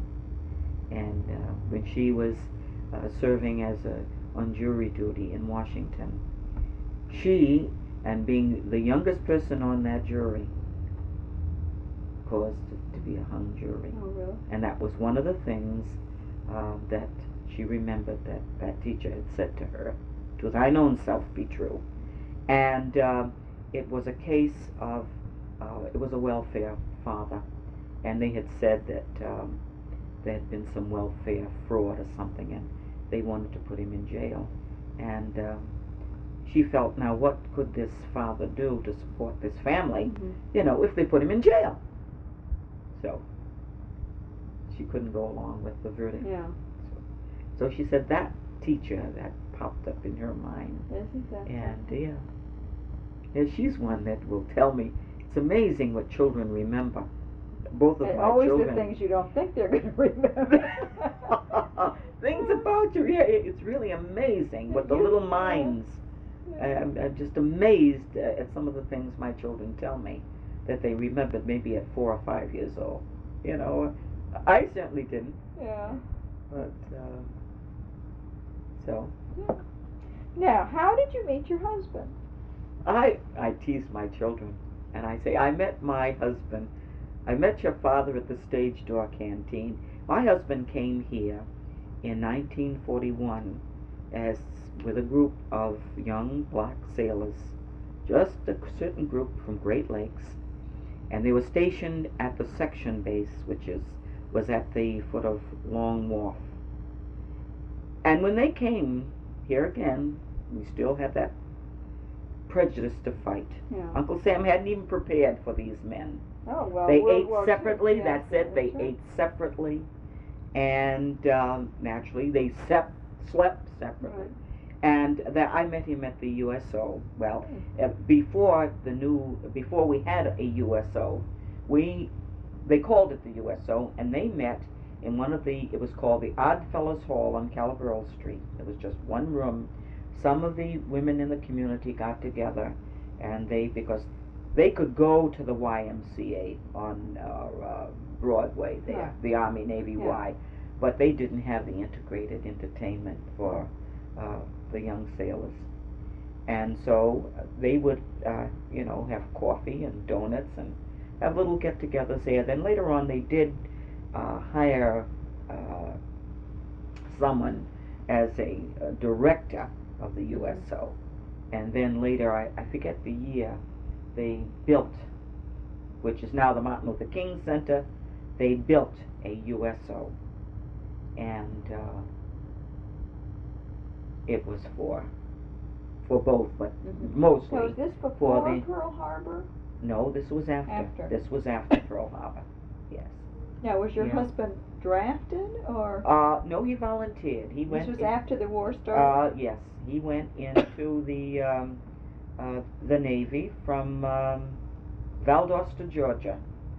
Yep, he went up to Great Lakes, and that's where he trained. There was a big naval training at Great there? Lakes. Right. Yeah, that was a boot camp. Yeah. And then he came to Newport in 1941 or 42, and we met. And things happened. And we were married in 1945. Now, where did he spend his time during the war? Well, he spent some of it here, and then after we were married, he left here and went to Virginia, and from Virginia he went to California, and then the war was over, and he was lucky enough. He had a choice to stay in, and he would have gotten a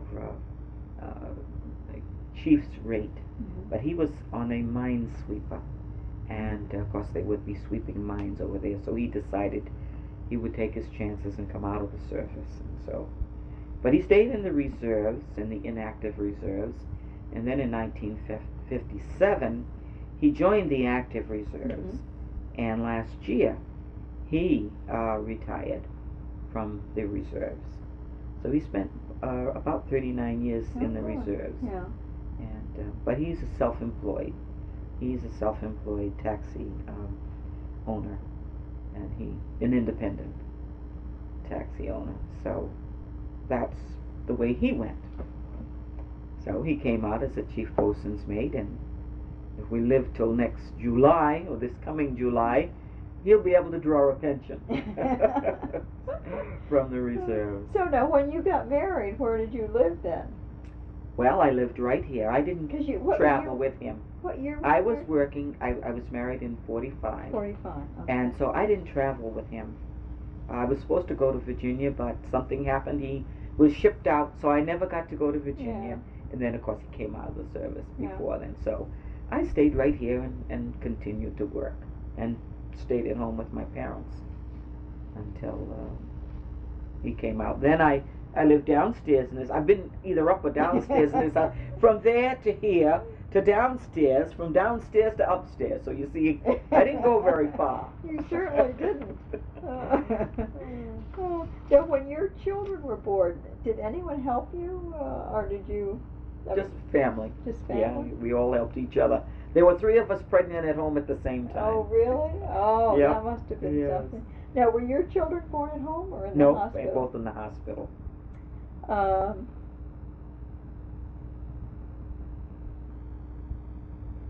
don't like these questions, so that's Ask them anyway.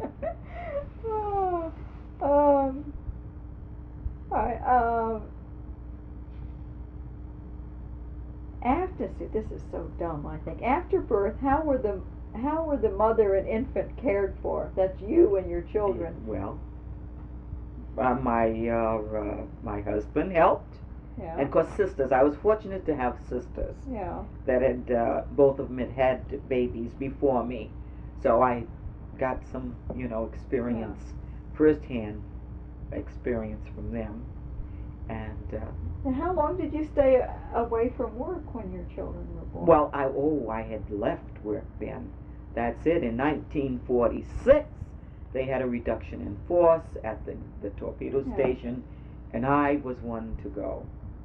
And so I was 3 months pregnant, so it was just right for me. Sure. My husband had come out of the service and was home, so it was just right for me.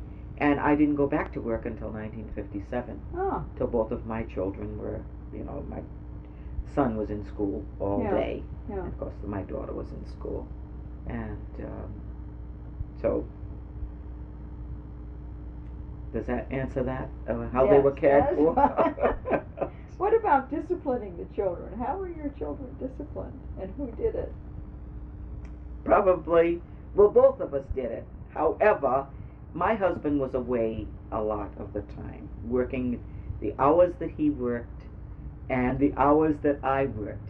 Okay, when I was away from home, and if he was home, he did the disciplining. Yeah. And when I was home, I did it. Or like most parents, wait till your father comes home. But it sounds like, were the kids very close to their grandparents? In terms They were of... very close to my mother and father. They were. See, because my mother kept the children, until I came home from work. Yeah. And in fact, all of our children were close to their grandparents when they were here. Yeah. Because when you live upstairs or downstairs, at least to my Sure. mother and father, they were close. What did you hope that each of your children would be? God-loving and God-fearing. I've always prayed. Yeah. No, well, I had hoped that they would both, get a college education, because I knew what it meant. from my own experience.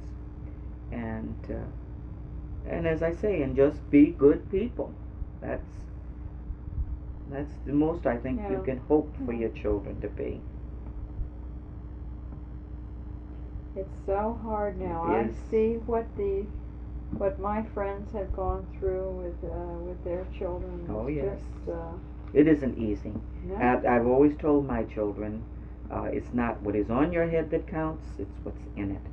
And if you put something in your head, you can take it wherever you go. No one can take it from you. But they naturally, when young people leave home, there are always outside influences, that naturally sometimes the very things that you taught them, right. then they question once they. But so far, so good. As my daughter always says, Mother, you don't know what's out there. You have so much to be thankful for. We're not in jail. We're not on drugs. So you have a lot to be thankful for. But you're always worrying about your children. No matter how old they are, you're always concerned. Whether they've got jobs, or in between jobs, or their worries are your worries. And in terms of yourself, I'm interested in, well, you're working, you're very involved in the church. You mentioned something about Black history. Is that something? Well, through yes. the church, or is through that my own through my own interests. I've always been interested in history. That's one of my fondest subjects in high school. I liked history, and so just through the years, my involvement, my pride in myself has just been something it's been something natural for me, and I, as I say, I've got lots of information that I've collected. I've got a couple of scrapbooks. I've got a lot of things I want to put in scrapbooks, and of course, since the Black Heritage Society has been in operation, that I think has made a lot of us Newporters and Rhode Islanders aware of our history. Is this a local project, or is it statewide? It's state. It's the Rhode Island Black History, Rhode Island Black Heritage Society, of which Mrs. Rowena Stewart is the executive director. And when it first started out, we had thought we were going to have a museum here in Newport, and it was going to be at the Mount Zion Church that burned to the ground. But so then after that is when Mrs. Stewart, I think, came into view, because it was just before that time. I think it was Mr. Oliver Burton and a few others. Eric Taylor, who was Senator Taylor, was interested also in that we have something to preserve the history here, because he knew all about the Rhode Island's first regiment was a black regiment, which I'll show you some pictures. Well, now there's a statue on going out west. That is the monument that the NAACP dedicated in 1976. Oh, okay. And I'll show you all of those pictures, because I think great. I have the only collection of the progression of this monument. And from that one, it's in this one. So Mrs. Stewart has made us all very much aware of our heritage, you see. And so since that time, you're just collecting more and more. And she's encouraged people to go into their attics. People have had the information there, but it has just been there and taken for granted. Well, I noticed you have the book Roots here. Oh, my daughter gave me that. Yeah. Oh, yes, my daughter gave me that. My husband gave me those volumes of Black history there. And so we go on and on collecting wherever I find something. But I will show you this afterwards, because I don't want to take it all on your tape. But this is the 1st Rhode Island Regiment was a black regiment. So from there on, we have just been working, collecting as much history as we've been able to collect, furnishing her with all of the history that we've been able to find. She has it on, microfilm at the society, and anything that we can find. Now, what other organizations are you involved in? Well, my church. I'm a missionary in the church. And for about 10 years, I have been involved in what they call a box project that helps people in the rural South. And I became involved through a woman who was a member of the NAACP, and when she visited Biloxi, Mississippi, where they had one of the conventions, she became involved, and so she got me involved, and we started out with one family. Now I've got my church involved, I've got people on my job involved, and the Box Project has, it's a non-profit organization, and they have an office in Plainfield, Connecticut, and I think they have one someplace in New York. And through that group now, we work more or less through them because they will screen the people. But there were times when whoever wrote me a letter for help, if we had the money, we had the clothes, we just sent to them. But this way, I belong to the women's club at the church, and we adopted a family a couple of years ago that we work with. And then there are other families. Some families we've been helping for 10 years, maybe not continuously, but here and there.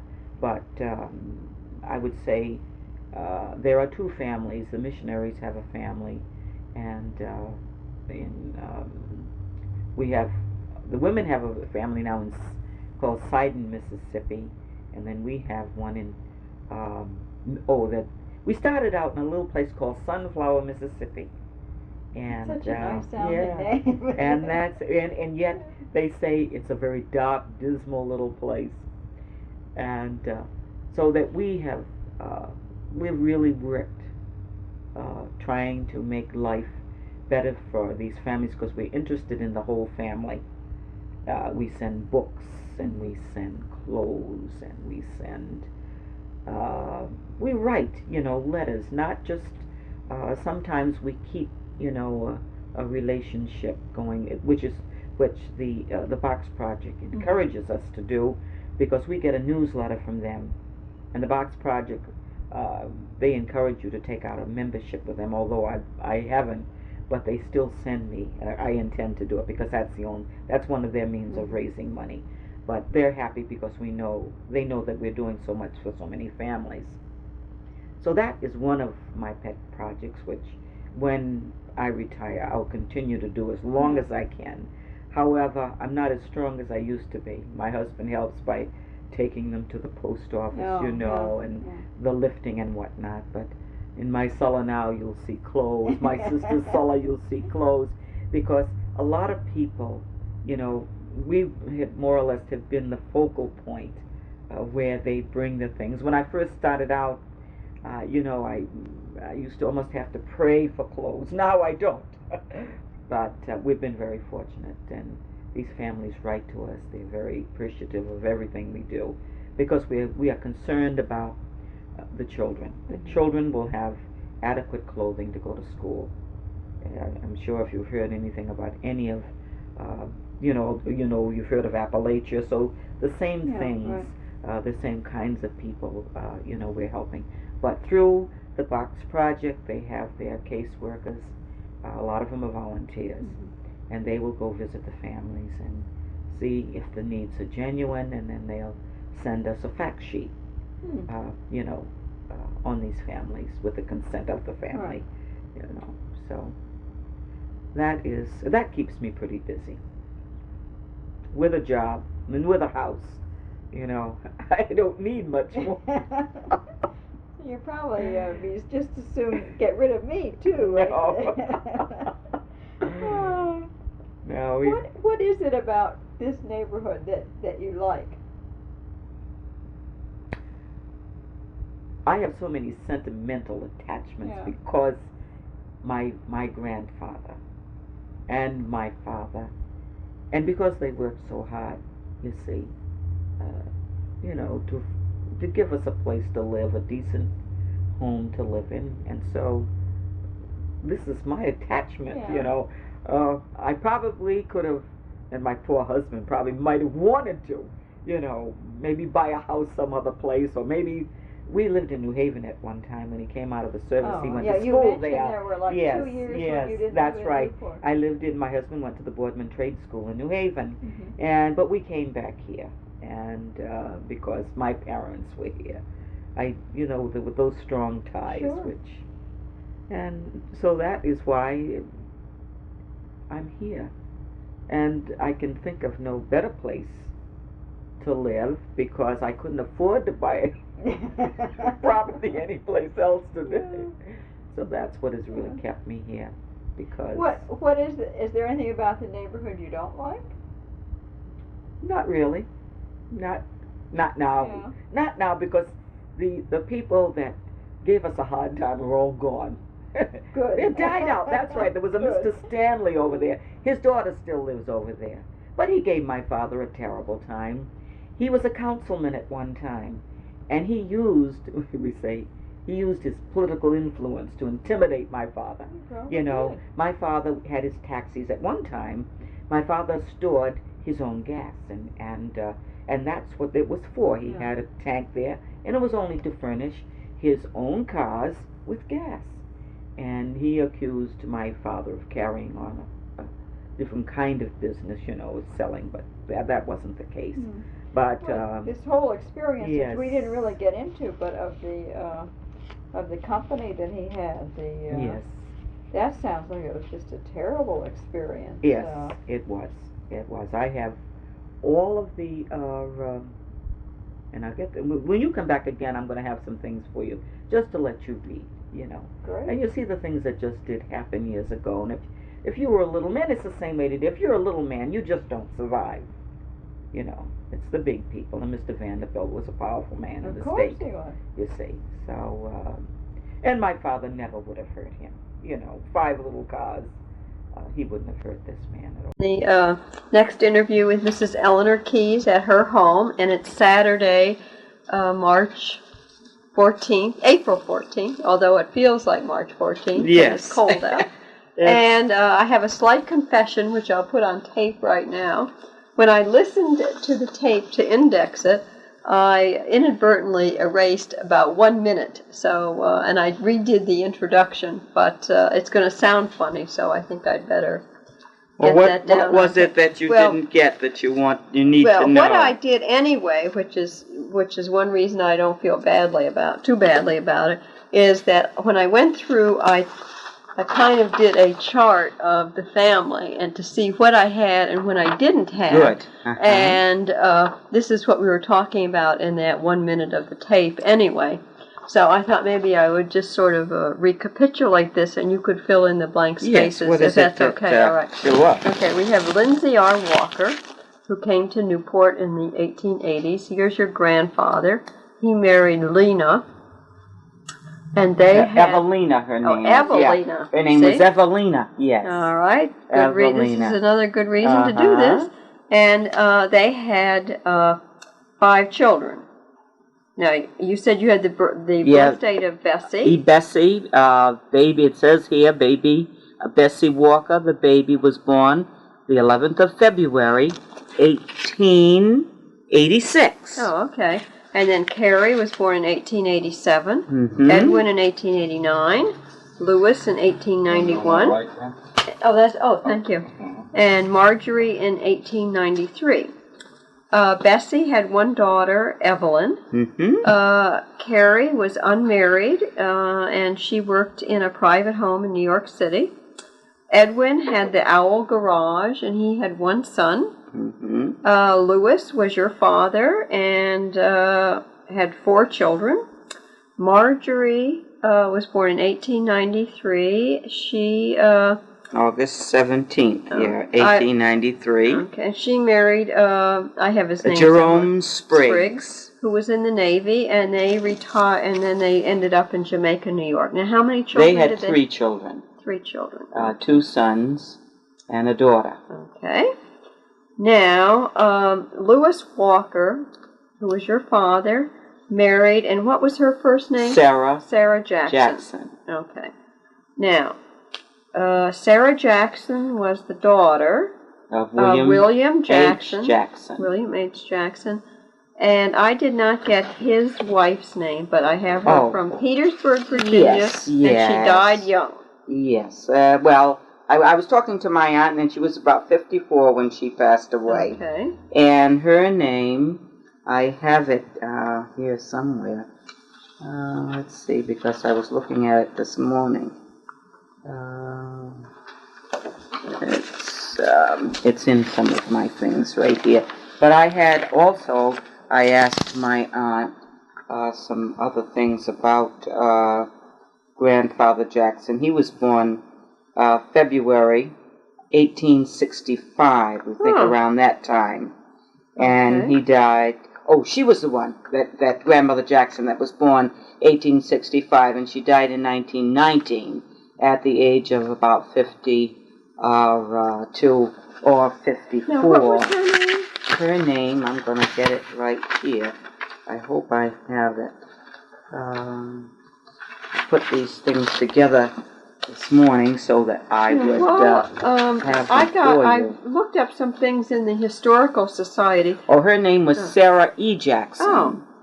See, there are about 5 generations of Sarahs in this family. So she was Sarah E. Okay. Now, their other children were Pauline, Marion, Genevieve, Elizabeth, Bill, Charlie, and Henry. Mm-hmm. You have all this straight, Mr. Keys? No, some of it I'm kind of interested in. Some of it I'm finding out for the first time. Now, which one is the mayor's mother? Pauline. Pauline. Yes. She is the one that lives, the only one still living in Newport. Okay. And there's one living in Geneva who lives out in California. She's she's in her 90s, yes. She moved out there and were you born in 1922? Yes. 1922, okay. November 26, 1922. Oh.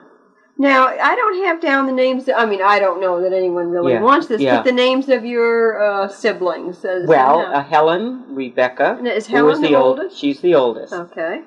And Helen had how many children? Helen has no children. She's still single, yes. Both of my children are single. No.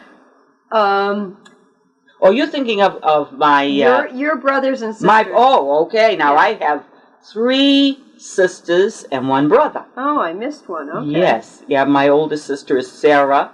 Another Sarah. Yes, Sarah Mackenzie Walker. She was. But Penner, her name is Penner. Uh-huh. And she's still in Newport? She's in Newport, yeah. She lives at 98 K Street in the place where she was born. Which used to be 100 K Street. Which used to be the 100 K Street, yes. Now, and she has how many children? Well, she had 2, but she lost her son, and so she has a daughter surviving. Okay. Who is Sarah E. Penner. Okay. Sarah. Wow. I hope I'm not giving a test after that. I'm going to need some time to study.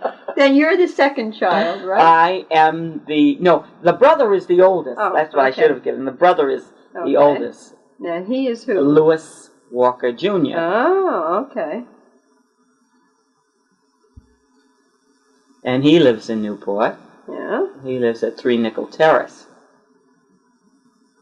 Okay. And we were all born in Newport. Yeah. Now, how many children does he have? He has 2. Okay. And next? 2, and he has 1 stepdaughter. Oh. So he really has 3. He has a son and a daughter, and the stepdaughter is the oldest.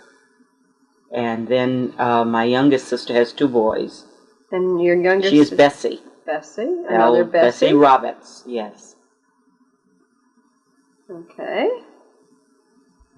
And she's where? She's in New Jersey. New Jersey, right. Mm-hmm. I knew there was some. And the 5th child is? No 5th. Oh, that's just it. 4. The 4 altogether. Okay.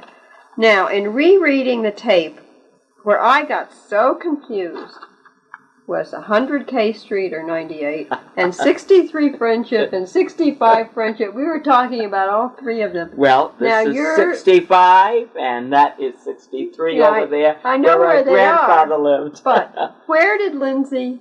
Which was his? 63. He started at 63. Yeah, at 63. Okay, and then I think it was 1925. Yeah, he started to build this house. He started to build this one. Mm-hmm. Now, when did the family acquire the case? My father built that in 1921. Oh, okay. Your father. So Lindsay Walker had nothing to do with that. No. He owned the land that house stands on. My father purchased it. Yeah, purchased the property, the land from. Okay. Yeah, from him. All right. Now, also in terms of business, I went to the Historical Society to do a little homework, and I found something. I was waiting for them to copy a document, which I wanted you to have. So I thought, well, there are these city directories and documents, and I thought, I really should know how to use them. So I looked up Lindsay Walker in the Newport directory, and in 1882, he was not listed. But in 1883, I'm going to give this to you, he was listed as a laborer. And what was interesting is they distinguished between people, I guess they did the census every year, about people who boarded versus people who had their house. So these were some other addresses at which he was listed, and I didn't know if you knew that. Oh, yes. That's what I think. I thought I had that down, because I had it one place that... in fact, in a directory, before he bought the house, a lot of, from what I've gathered, a lot of the blacks that came to Newport, there must have been a boarding house up there in Fillmore Street, and a lot of them lived there in Fillmore Street. I'm going to see, this is a 1920 directory here, and I think... Yes, I knew that. Oh, okay. Yes, but that's anyway, still good. I'd appreciate that. I looked up the taxes he paid. How about that? It was $3 in 1890, and it went up to $8.46 in 1892, which is when, at the time, he got, I guess, his first house, or, when he was listed as having real estate. So that's what. Then, I wanted to do some reading on black history in Newport. Or Rhode Island, and I found this wonderful, they made a copy of this book from 1932, which is not the most up-to-date, but by Charles A. Battle, called Negroes on the Island of Rhode Island. Sure. Do you have a copy? Well, I'll take this. That's yours. It is just so well written. That's it. There may be more, because what I have is just something that was put together. See, that's it. It's not, but I don't know whether this is the same, everything that's in here, but I'll take this, because this would be good for me to copy, to give to some of these youngsters that This is the same thing. Yeah, it is? Okay. But I thought it was just... my friend Mrs. Wozencroft did the cover for this. Yes, this... Do you know who Mrs. Sidney wrote? Oh, yes, From over Jamestown. Yes. She's still living, Yes, I know it. Yeah, because I know the senior citizens go over there. She entertains them. I don't know whether she's still doing it or not. She hasn't been well, I guess, for a few years. But I do know. So because she gave money for... I hear it takes a little bit of the, I was so excited, but I should have known better that you would have known about this. I thought there were so many interesting things in there. Yeah, well, I thought because we sold that at one time. It was fundraising. You mentioned Jamestown in there because the last living slave in Rhode Island died in Jamestown. His name was Howland, which I didn't know, so that was interesting, too. Maybe it isn't in this one. I had another one, and we did some moving. We have a director down there, 100 years old. Is that right? Remember the one that we took out of Yeah, I'm going to have to get that when I... The city director was 1882. It's 102 years old now. Well, I've got some stuff that's so dusty. And I haven't had a chance to go through. People by their address and their phone numbers and all. They list their occupations. That's right. In those old directories. Those directories are fascinating. Yeah, they are. And this one. Yeah, but I had a good one. You know. We took several out of that attic. Yeah, but I had one, Johnny, when we moved that desk from off the porch there, And that is the one I've been trying to find. I probably got it upstairs somewhere, but this is an old one anyway. We won't worry about that one today. But so now, where do we want to go from there? I think what I want to do is to stick to the script, at least in the beginning, and then go back at the end and pick up on some of these other miscellaneous pieces that you have. But I'm afraid... Well, you know, because when I was looking at the paper that you gave me, and I felt that... where is that piece? That some of the things that you had listed there for us to talk about, that you would be finding out from someone else, you know, like, I think, here it is here. Oh, right, like World War I and the summer college, these kind of things. However, I think that I probably can have maybe some input as far as the like World War I, and, you know, I didn't, you know, from talks and whatnot by people, I found it interesting that I found, I think some of the things were in a scrapbook that was given to me, and possibly some things that my uncle had saved. And they had saved a lot of clippings about the, and of course, not necessarily Newport did they come from, but some of them came, I think, from Massachusetts. But they were about some of the soldiers and the bravery of our Negro soldiers that I felt was very interesting here. Let's see this. I don't know. This is the one. Yeah, our Negro soldiers' brilliant war record saw the hottest fighting in the Argonne and elsewhere, and it tells there about the medals. That's kind of long, but there was one that was a little shorter.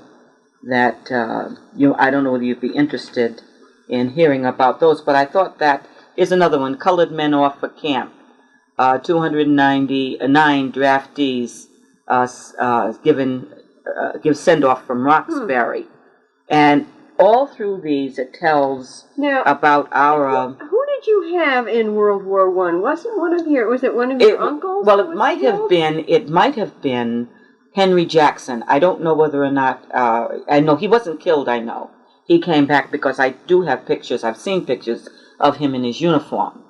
But that is the others, as far as I know, weren't in World War I, but they did. They all saved, you know, these.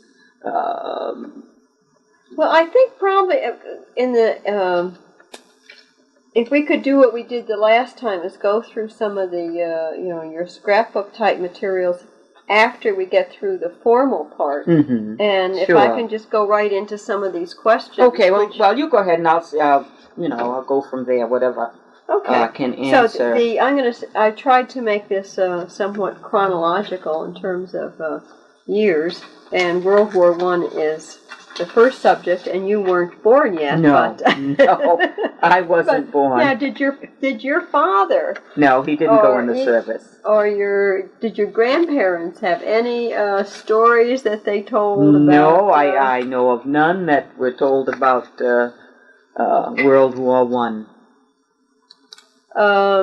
I know that there was a Mr. Gray that was in. He's probably the only one living now. Now there might be information that I could get from him, but I'm really interested in the stories from you. Or you haven't heard of any, have you, John?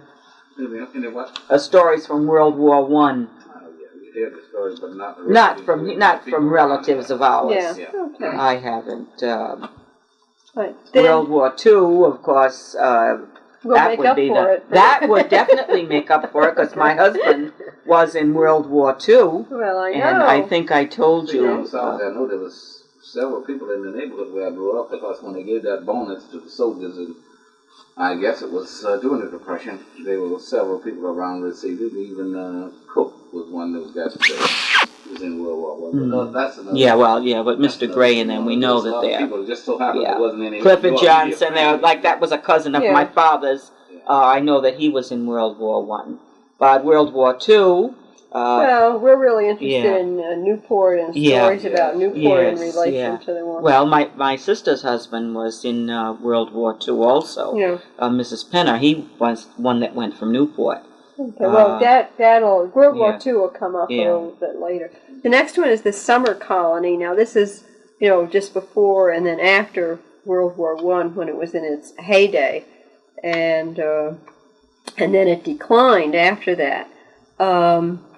So what we're interested in is whether you remember any stories or recollect anything yourself in regard to the rich people and the mansions and Bellevue Avenue and so forth. Oh, yeah. Well, I mean, what we would read in the newspapers, they had the Newport Morning Herald, which had a social column, you know, and it would tell about who had arrived, maybe who was leaving, you know, who was getting married, the parties, the dinners, and whatnot. Well, but did your family have anything to do in terms of working? Well, my father worked. You mentioned he was a butler. He was a butler. Yes, he had worked in a couple of the homes. He worked for Mr. Kling, who was a very wealthy man, and Mr. Kling, my father would go to Augusta, Maine in the summertime and work for him there. Now, was this before he was married or after? This was even after he was married. Yeah. Because I know that one of the pictures that we have with my mother and 3 of the children, it said on the back of it, you know, to our father, and he was up in Augusta, Maine at the time. Yeah. What now? How did? In fact, I was just looking at a picture of your father here. Yeah, I showed her some of those. There was a gorgeous one in front of his car. Oh yeah, that's in front one. Of the gate. Yeah, but the. What was Mr. Do you know anything about the Kling family in terms of how? No, I don't know how they got their money. No, I don't. And how they lost it, probably. No, they had it when he died, even. Oh yeah. And you know, and my father was. He had a mother that was an invalid, and my father was very good to his mother. Oh. In fact, he used to have to carry her, you know, and back and forth, maybe to the bathroom. But these are some of the things that he did to help. But no, Mr. Kling, in fact, he had come even years later. He was going to hire my father to take him on a trip. And my father got his uniforms and everything, and the man died before this happened. So no, I've seen those, John. I showed her those last time from under there. Yeah, that's something I'd like. I just want to show her. That was a recipe of 1916. Did I show you those the last time? No. One of the recipes of 1916. Yeah, well, soup, roast lamb, mint sauce, potatoes, corn pudding, lima beans, lettuce salad. You see, you're gonna make me hungry. Pudding. See, being being the butler, you see, he had the menus, and they were given. See, they would give him the menus. You see, they would write them out. Oh yeah. And these are some of the menus they would give to him for him to take to the kitchen. And that's what they would serve. Isn't that great? September 3rd, 1916. Soup, this is dinner. Soup, broiled lobsters, roast duck, applesauce, mashed potatoes, string beans, creamed onion, and peach ice cream. Doesn't that sound good? And they always had, 2 main dishes. Yeah. August 15th, 1916. Dinner. Soup, chicken a la Maryland, corn pudding, potatoes, cheese ball salad, and Italian cream. And that's evidently where your father lived. That's Augusta address. Yeah, that was his trunk. In fact, I still have his trunk that he used to take back and forth. But there's another one. That was from up in Maine. From Denmark. Yeah, I think so, John. I had some of the others down. Yeah. Well, now, do you know how old your father was when he went to work for the Klings? Well, he was a man probably in his 20s, and for the Stevens, he worked for Mary and Abby Stevens up on Rhode Island Avenue, and their place was called Plaisance. It's been made into an apartment now, but even I used to go there after school from high school. There's another one where they had broiled lobster and drawn butter and cucumbers. Chicken, ice cream, a lot of ice cream. There's this one isn't dated though. Well, what is your impression of? Was this a positive employment experience? Well, for him, for some, yes. For Mary Stevens and both of these people, when they passed, they left my father small. They don't leave you any large sums of money, but they did remember him in their wills. And Mary Stevens, Abby Stevens, there were the two sisters, and every Thanksgiving they sent the whole Thanksgiving dinner to us. Oh, really? Yeah, we could, every Thanksgiving that they would, I guess it was Eddie's maybe that they, that's where most they bought their things. And I can always remember, we had in our kitchen there on K Street was the, they called them like cold storage things. Then the doors were in the kitchen, but the rest of that faced the outside. Yeah. And so it was cold. But I can remember, and you make fresh cranberry sauce, but they always sent fresh cranberries, and my mother made cranberry sauce.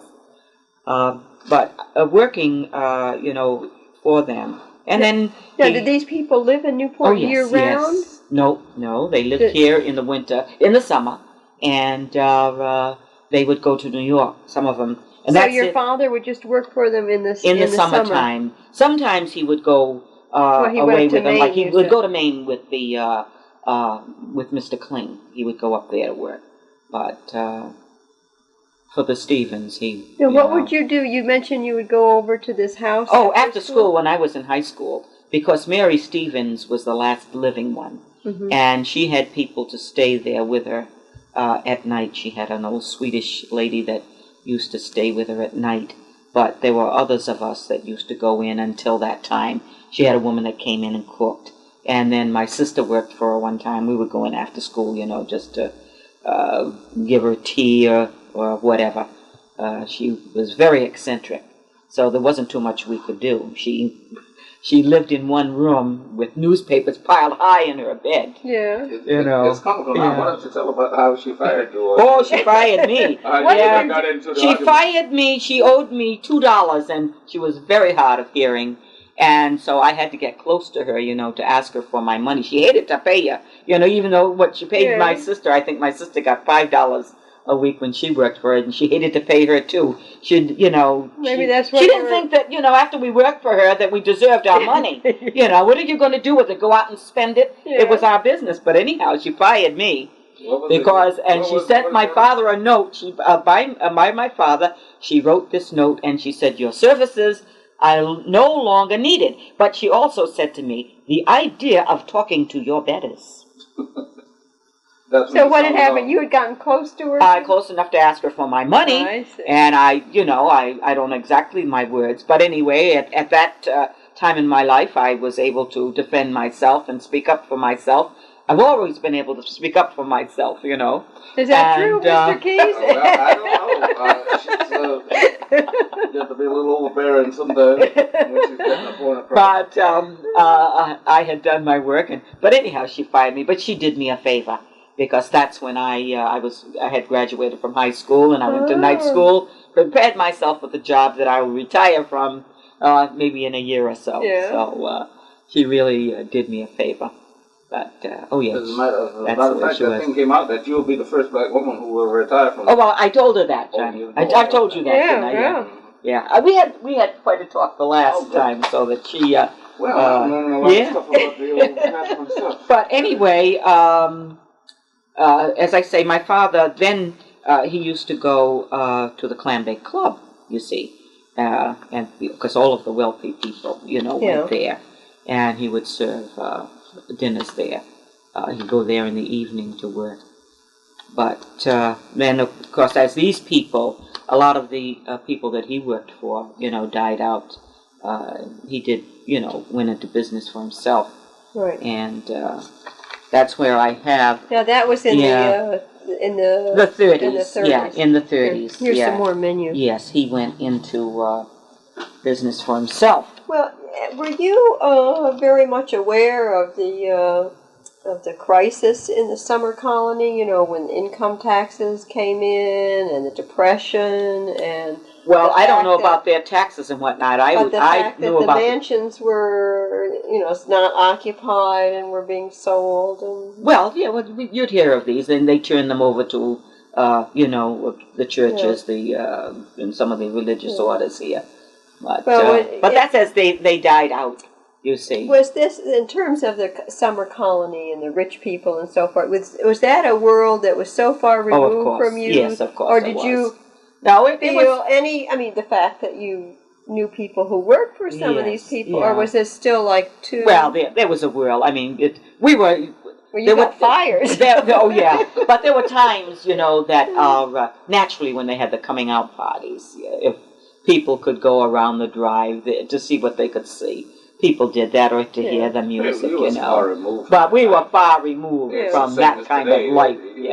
I was fortunate in the last couple of years, if I might interject here a little bit. Sure. I have been working with some very, very wealthy people who have built houses around there. And I have gotten, you know, in and out with these people a lot. They come from down south, most of these. There's one group from Atlanta, they own the Quartrell.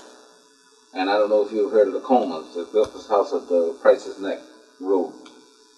No, so that's out of, it's another league from mine. Yeah, that's what I mean. So unless you're in the business like I'm in or something like that, you would never have any reason to mingle in that thing. Yeah, we were far removed from, but we were still concerned. We liked the. You were interested. Yeah, we were interested. We were interested. He had a party. This last party that he had just before he left, he flew a band up from New Orleans to play on his lawn. They had it all set up with the tent, dance floor, the whole bit. And we had to take the cabs over, pick up the band, and bring them over, and they played that night, and they stayed at the place, and they took them back. This is the same band that's playing tonight in Providence at the Veterans Center.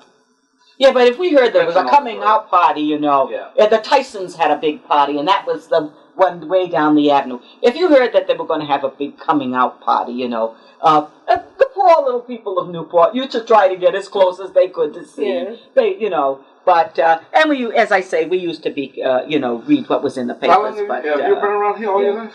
Well, as a summer person, and I'm fourth generation summer, but my husband sold his business, and he's a little bit older than I am. He sold his business and retired, and we moved to Jamestown, right next to where where my family's been coming in the summer for all these years. So I'm a little familiar with the area, but since I've been here full time. Do you remember the Majors that used to be over in Jamestown? The who? The Majors. No. Lions.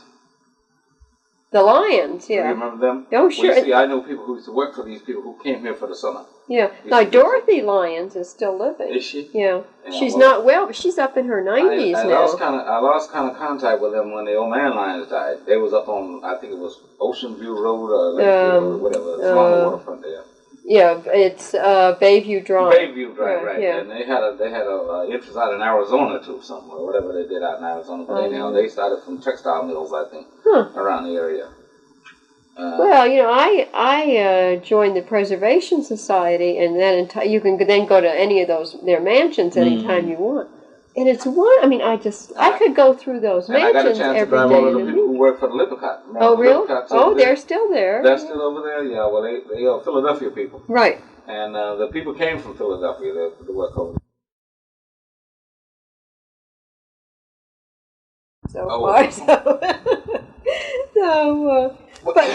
But this summer colony, I think, intrigues everyone because they do. They lived on such a scale and in such a different world from the rest of us. Well, and I think I told you before, because it was a ritual for us to go around the drive on Sunday afternoon. Sure, you mentioned and because my father was familiar with many of the mansions, around there. There was the Swiss Village. Because that's gone. Yeah, that's now, gone. Isn't it? Yeah, we used to love to go. The alcoholic places now, isn't it? Oh, is it? Maybe it might be Edge Hill. Yeah, maybe that is. But we used to love to go there. The Swiss Village. I think that's it. But I saved postcards of Newport, particularly of the houses. Yes. And some of these I can't locate. A lot of them are gone. They burned down or whatever. That's right. Yes. And the Swiss Village is one where I'm not sure where that was, but you might very well be right. Yeah. See, I don't know that I showed you that the last time. Now that was when my grandfather Lindsay Walker, you see, was a landscape. Okay. He had his own. This is 32 Fillmore Street. Yes, you see. That's when he first That's a came. nice business card. house. Now that was a long time ago, because I'm in my 60s and he had bought that house over there. So you see, that was. It's interesting because in those town records they spelled his name Lindsey, and it's Say. Mm-hmm. Oh, okay. You know, I just heard her. She just played an interesting tape here dealing with the beginning of the religion and the teaching of the ex-slaves and black people into this area. Well, that she can get. And, we that can't. Came along afterwards, and I thought it was very interesting. Well, I read about that in that battle book, and it was fascinating. Well, this is something at another time. You might, when we have time, that Mrs. Rowena Stewart. There was a speech of hers that I'll share with you. Okay. Now, Prohibition. Well, I would know nothing about Prohibition. Okay. We can strike that off. We can strike that off. You heard the name, but all right. I don't have any good. But the next one, stories. I know you've got something, a lot to say. The Depression of 1929. Oh yes, we were. We were all part of that depression. And you were only 7 at the time of the crash, but you mentioned that when I was here before, that your father lost everything. Yes, and he was. I thought, that's when he had the Paramount coaches, and this is what I wanted to show you. I did going through some of my things this morning, and I never would have guessed where I'd put it. But those are the Paramount coaches. Oh, are they gorgeous?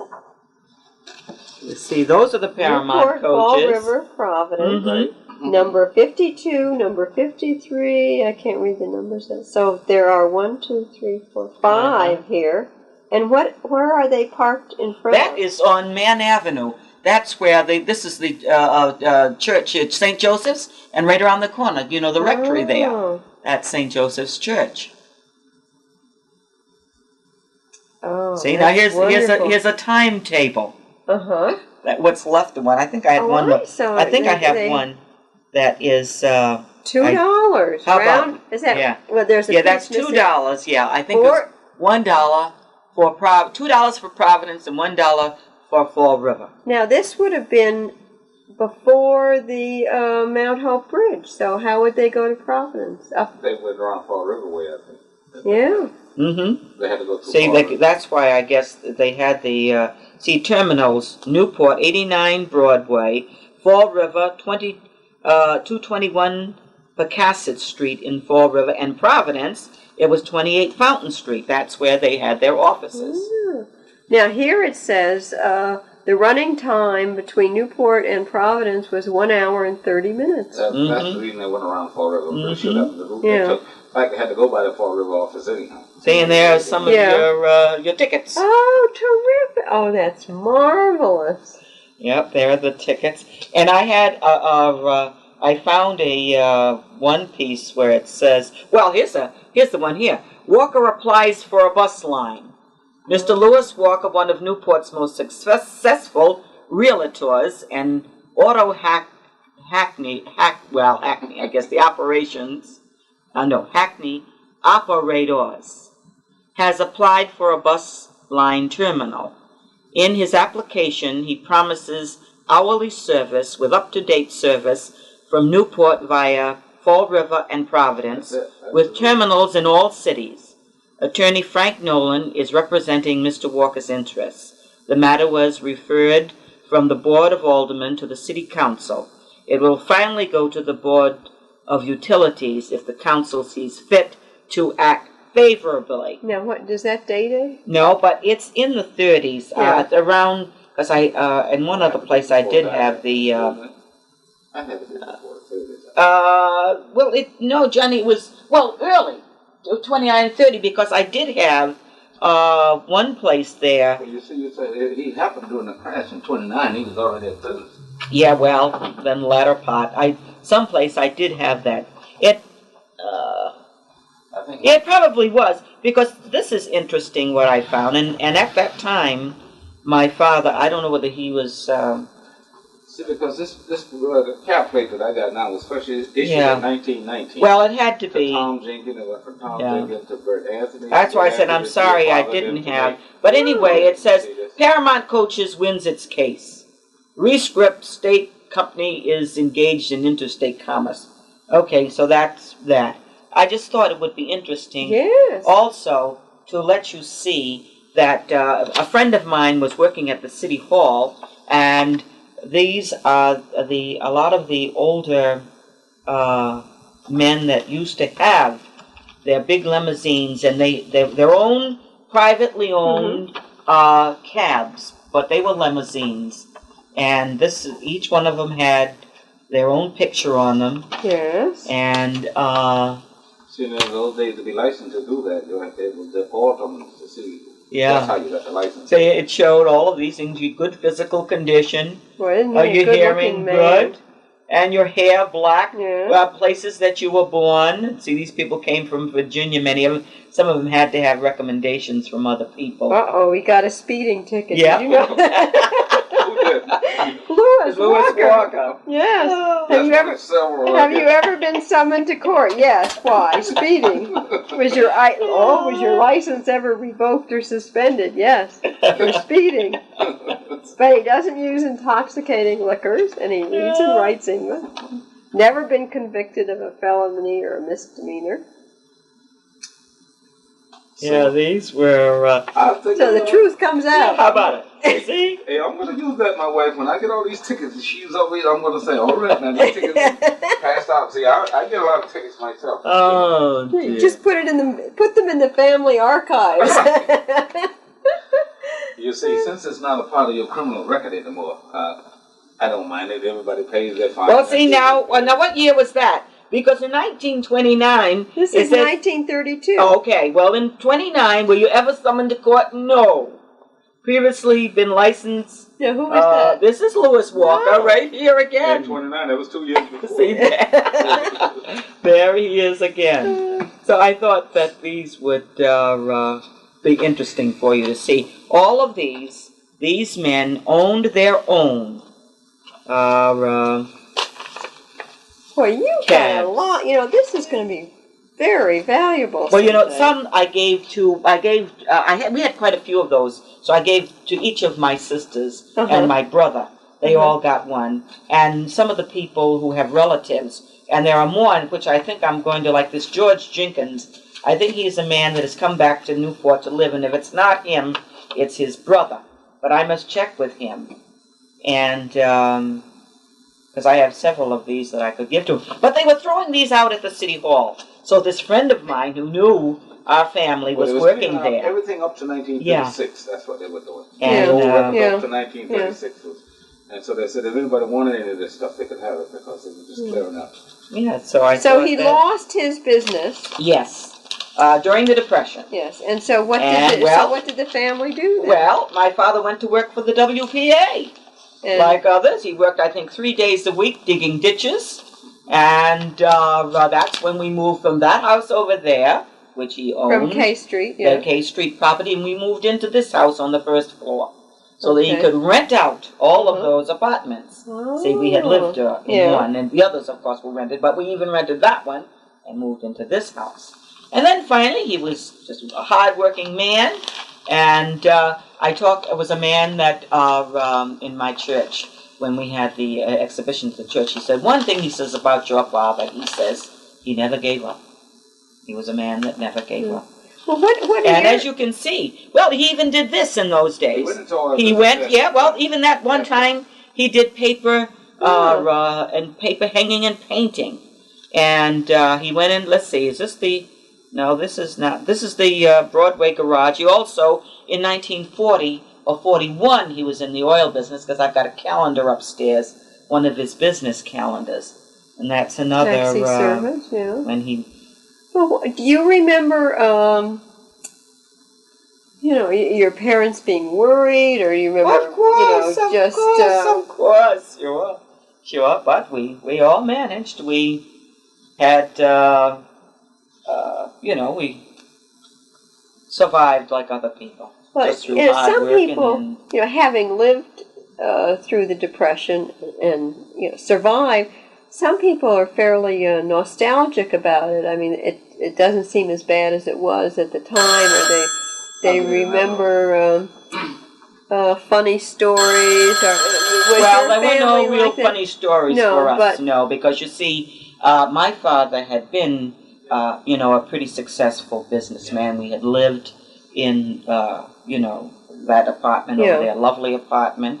And my father was a man that always liked nice things, And They want you to okay. All right, I'll turn this off and.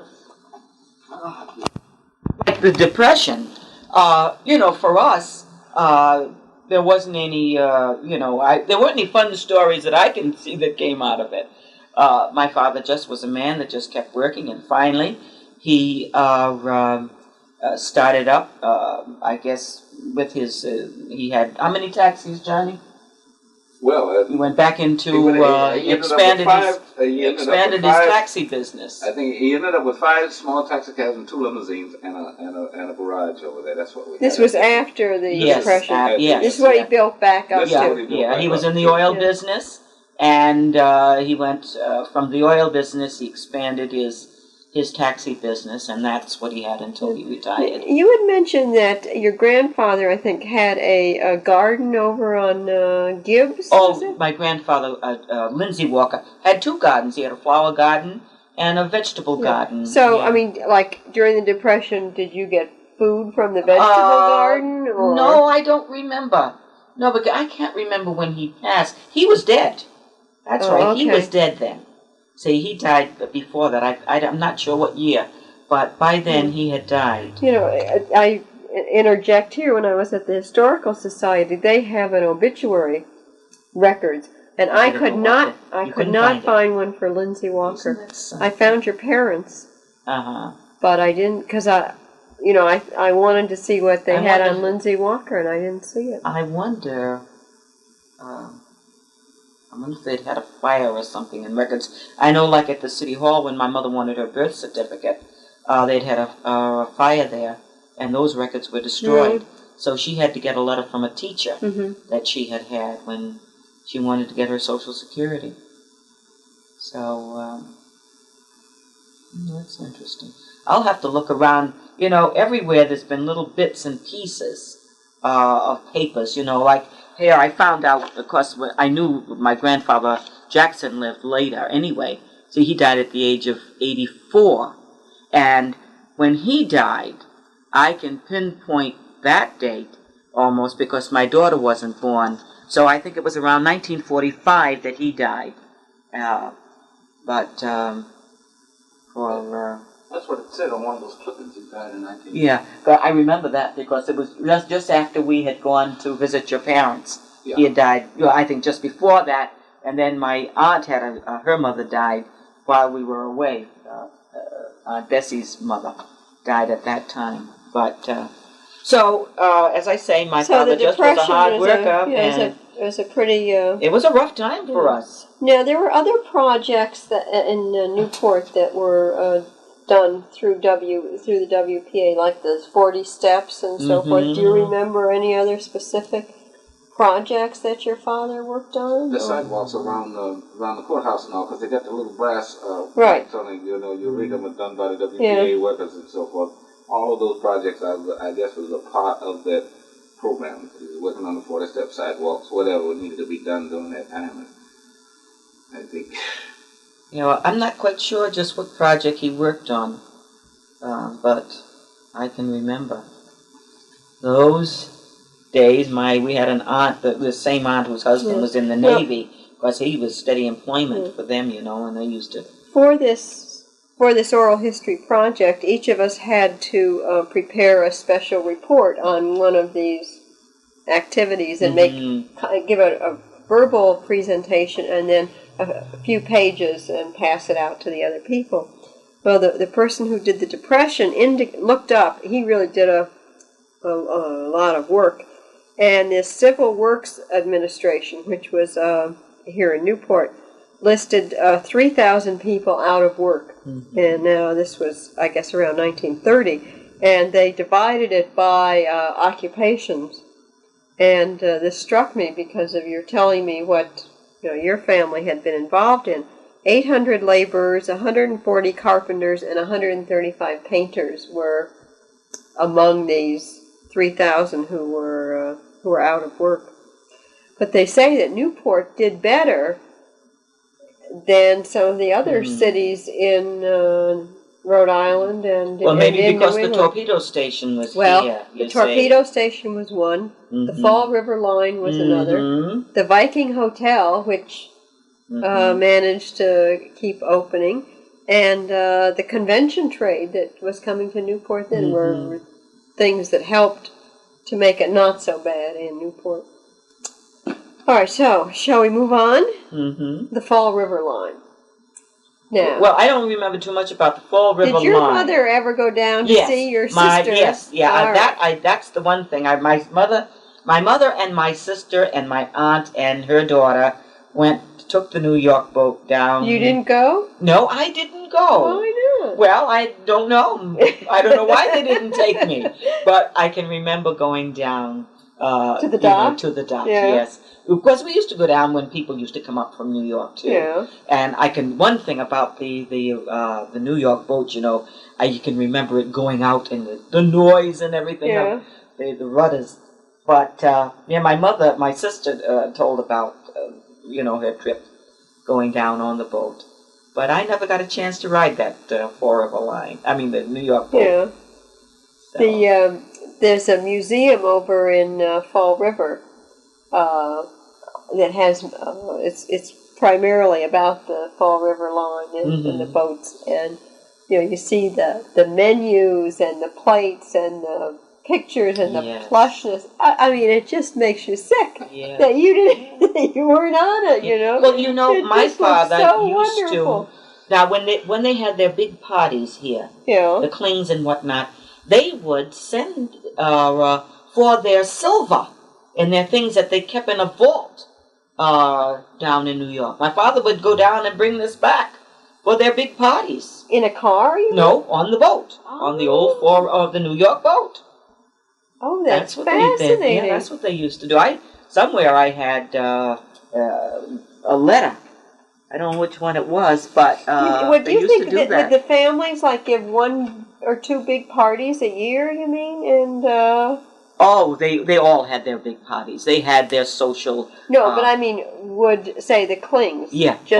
They would have. And they wouldn't bring that when they came for the summer. They wouldn't bring their things with them, or they'd wait until there was one big party. Well, maybe that's what they would do. But anyway, I can remember him. Special, stuff they wanted things that, and they would store it, you see, in the vaults down in New York until they were going to use them. Well, did you know anyone who, as I understand it, the all the repair shops for the Fall River Line were down here in Newport on the Long Wharf. Did you know of anyone who worked in any of those shops, or anyone in your family? Not as I know of. No. Not for the Fall River. Not for those. They probably did, somebody, but I haven't. Well, did you miss it when they? You would have been in high school when that ended. Yes, or maybe not quite in high school. 1937. 1937. Yeah, so you were just about getting ready to go to high school. Yeah, you were fairly young. I graduated in 41. Yeah, but they used to love, people went on a honeymoon. They went down to and because everybody, if somebody was going away, they always had a whole family. Well, it's like now when people go on trips, they used to wish them goodbye. It sounds like it's just something that was so nice, so exciting. Yeah, I would love to have taken a trip then, but it was for some reason, I guess, they left us behind, and just Bessie and. I think maybe because it wasn't too expensive, probably to take one. Yeah. Well, do you think your father would have had much business as a result of the Fall River Line meeting the boats, or? Well, I guess they did. I don't know just how much. I understand it before I got into the business. That was one of the big things. They used to meet the boat to bring the tourists down to the beach. Remember, they used to pile in the limousines and go down to the beach. Down to First Beach, to First Beach. Yeah, and that was a part of the business. Yes. In fact, all of the people that had these cabs, they used to meet the boats as they came in, and of course that was one of the stops. I suppose they went about these ships are coming over here now. We do good business with them. They want to They're in here from, they come in the morning, they leave about 6 in the afternoon. These are the big cruise ships? These that, cruise ships yeah. that you see anchored out there. Right. We do a nice job with them because Do they you? want to make a quick tour of them. You know what I mean? And some of them don't want to go on the regular tours with the Right. Viking tours and the other tour Right. buses. They just want a quick little run around, or they may want to see one particular place. You know. See, so now here's for that. Easton's Beach 50 years ago, Oh. and it said they came here in steamboats and trolley cars.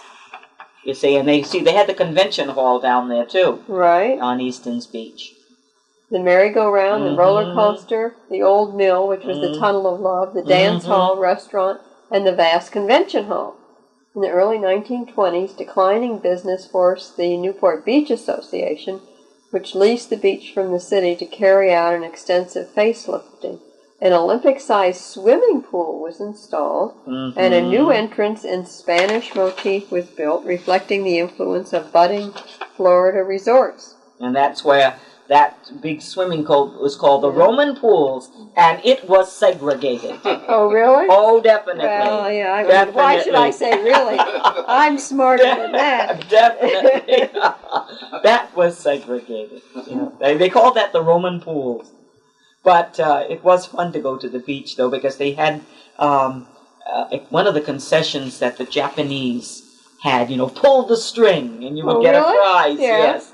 And then they had there's some kind of little sweet things that they used to make. They would dip them in. I've seen those. I don't know whether they. But I think the Japanese used to do them then. But I've seen over at the mall some of the Europeans that make this certain, maybe Polish people. There's something kind of a pastry that they make, that they dip in the hot grease. But we used to buy those, and then they would be covered with powdered sugar. Yeah.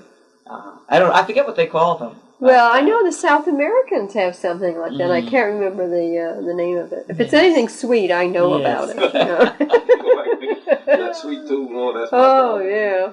So, I have to stay completely away from it. If I take a cookie, I'm off on it. Yeah, me too. Terrible. So So that's the Fall River line, which we all miss. The hurricane of 1938, September 21st. Well, that's what ruined the Easton's Beach. Right. And I was in high school at the time. Yes. We were coming from high school, and we had no idea that it was a hurricane. Right. And naturally, everybody, when there's a storm, they seem to be drawn to the beaches. Right. And we walked down towards the Newport Beach, and at that time, by the time we got down there, as the wind was blowing and trees and branches were coming down, we really didn't realize what danger we were in. My sister and I forget who else it was, but the pond, the big pond, Easton's Beach and the pond were just one That's right. thing of water. And there were several people killed in and there. people where there was a man up a pole, and I don't know whether that man, they got down safely or not, but there was a man up a pole. So we finally came back home, and of course by then we realized, this was more than just an ordinary northeaster, and worried about whether or not that water was going to get up this far. And there were lovely trees and all across the street there where that building is. And, of course, they were all blown down, so they finally cleared that lot over there, and they replaced that nice area with a house. But, now, did you go down that evening? Did you go down to Thames Street area? No, I didn't go to the Thames Street area. But I know all in our church was down on Thames Street, and that was all flooded. But no, because after what we saw, there. So you just came home then? We came home then, yes. Yeah. Now, did your father's business suffer at all? Was there any damage to any of his taxis?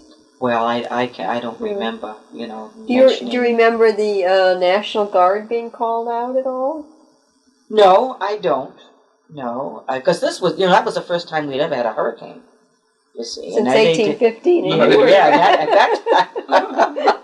That's you it. missed that one. That's right. So Do you remember the lack of power at all? Oh, yes. Yeah, those things, of course. Yeah. Yeah, and of course, we had to be very careful, of wires that were down and trees, and it was just a mess.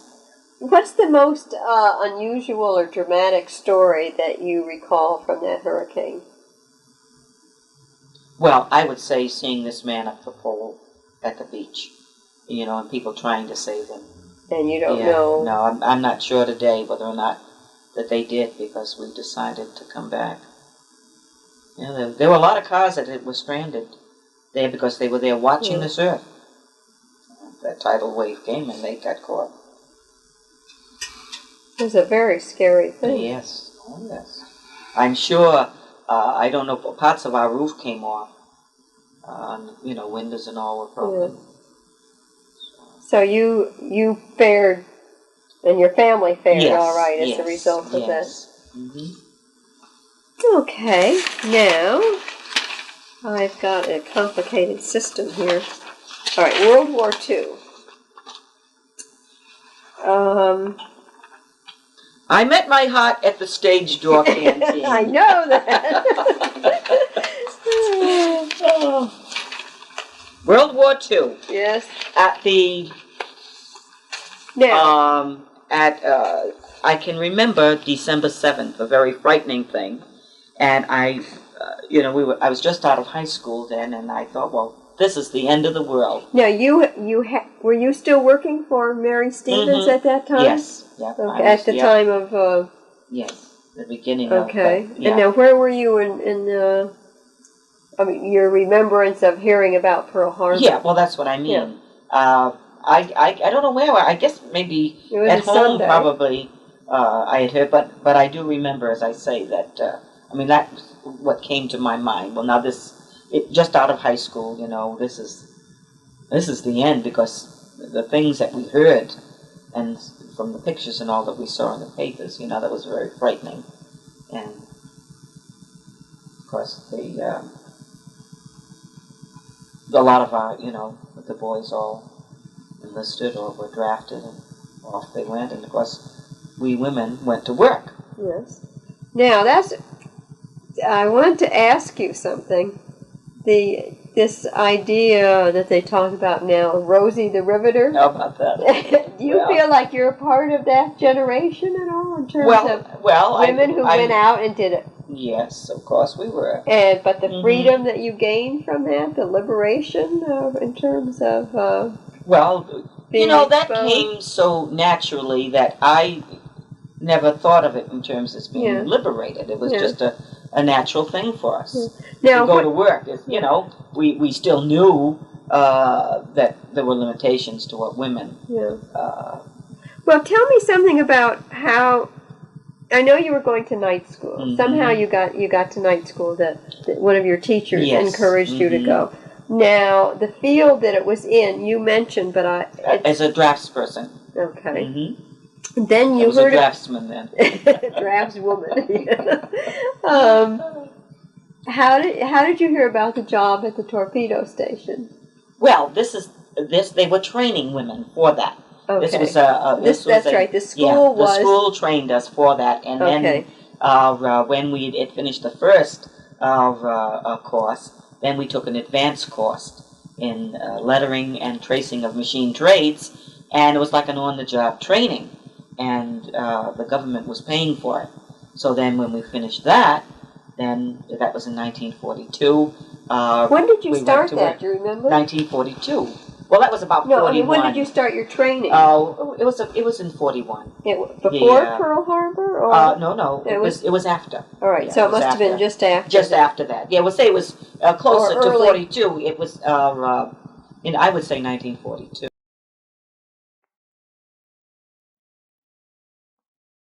Junior high at next to the Broadway, City Road. Yes. Right. I was trying to read. That was Rogers High School at the time. Right. You see, it hadn't, but that's where we went in the daytime. We went at night first, and then the government. We were in the employ of the United States government, the Navy, and so we went in the daytime then. and it was like an on-the-job training Okay. kind of. Then did you program. eventually work at Goat Island? Oh yes, yeah. And I went. I was glad that I didn't have to go too long over there because we had to take a ferry. Right. You know, and I had to meet that ferry every morning and make sure. And if you missed the ferry, you know, you had to wait for the next one. So. Now, we how went did you there get too down long. to the ferry from here? Did you? Well, I walked. It was from a here. good walk. It was a good walk, or if I could get the bus. But some mornings, if I'd missed the bus, that it was either a walk or most of the time, it's like we walked to school all the time. Yeah. You know, we didn't have the luxury of the school buses or getting a ride or people going our way. So I just went ahead to our work. Now, did you work the day shift? Well, mine was just days anyway, Yeah. working in the drafting room. Because days, yeah. someone else did some work, you know, on Yes. World War II, and they Yeah, said the torpedo station in World War I, they had 3,200 civilians working there. By 1927, it was down to 927 people. And in fact, during the Depression, apparently there was talk of moving that out of state. Yeah, to Great Lakes. By the end of 1940, they had 4,802 people, civilians, working there. And by August of 44, they had 12,600 on the payroll. So it sounds like it was a very busy place. It was, yes. See, we moved from the torpedo station out to Coddington Cove, Coddington Point, and that's where I went to work. Now, is that where is that? Coddington Point. It's off of Admiral Kalfas Road. Oh, okay. Or isn't that Admiral Kalfas Road there, Johnny? Of course, you can go to it from several points. I get it mixed up with, there's another area, you know, where they're that Providence Gas Company. Yes. That's in the other direction. Well, that area is over where the War College and all is. You go to the Naval Hospital in that area. But you can get to where I work. The War College area, that part of the base, I think is Coddington Point. Yeah, that's Coddington Point. Where I am is Coddington Cove. Goes over the school. Yeah, you know where the shipyard over in that section. All right. Yeah, but it's up on the hill. Yeah. Where you know where Tonomy Hill is. Yes, right. Yeah, well, you go out that way and because I think that's probably why they called it the Cove. Because I can remember going on hikes and whatnot out there before that was built in that area. But that is off of, well, you can get to it by going out by the Newport Motor Inn, and you go down that road and go in that way. So what was it like during the war years working Well, at the torpedo? I enjoyed it. When we first went there, we were like a happy family, you know, and of course you knew most of the people. Did you work in a small unit, or was it? No, we had quite a large room that we worked in at first.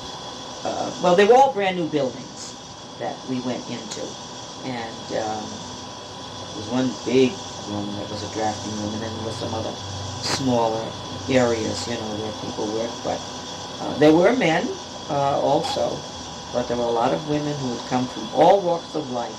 Some women who were professional artists, and others were students like me, you know, just out of school.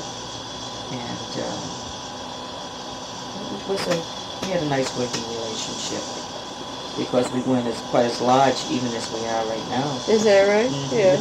Yeah, it was like a family group, but there have been a lot of changes since then. Well, now, how long did you work on Goat Island? Do you remember? Well, I don't think I was down there more than maybe a month or more. Yeah. I was one of the lucky ones, I feel. So you were glad you didn't have to take that ferry. That's right, and it was in the summertime that I went to work there, so I was glad of that because there were many stories about how cold it was, you know, on the ferry in the wintertime. Yeah. But how long a ride? What wasn't a very long ride? No, not too long. I'm not but the sure. fact that well, I just you didn't could miss care. it. Yeah. Oh yes, and I really didn't care about the water that much.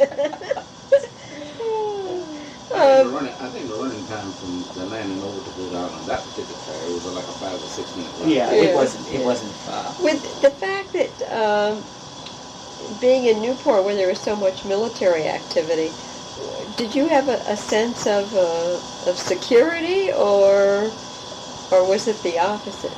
Was it I scary never because of stories. thought of it. I never thought of it. It was a thing we grew up with. Yeah. And so you just accepted it. Yeah. You know, it was always a Navy town. We could get up in the morning and hear the drums over at the training station. They'd be out there marching. You could always hear when the wind was coming in the right direction. And you could hear at night, you know, when they played the taps in the morning, and you would hear when they were practicing the music. And so it was just a thing that I think that we just took for granted. It didn't faze me one way or the other.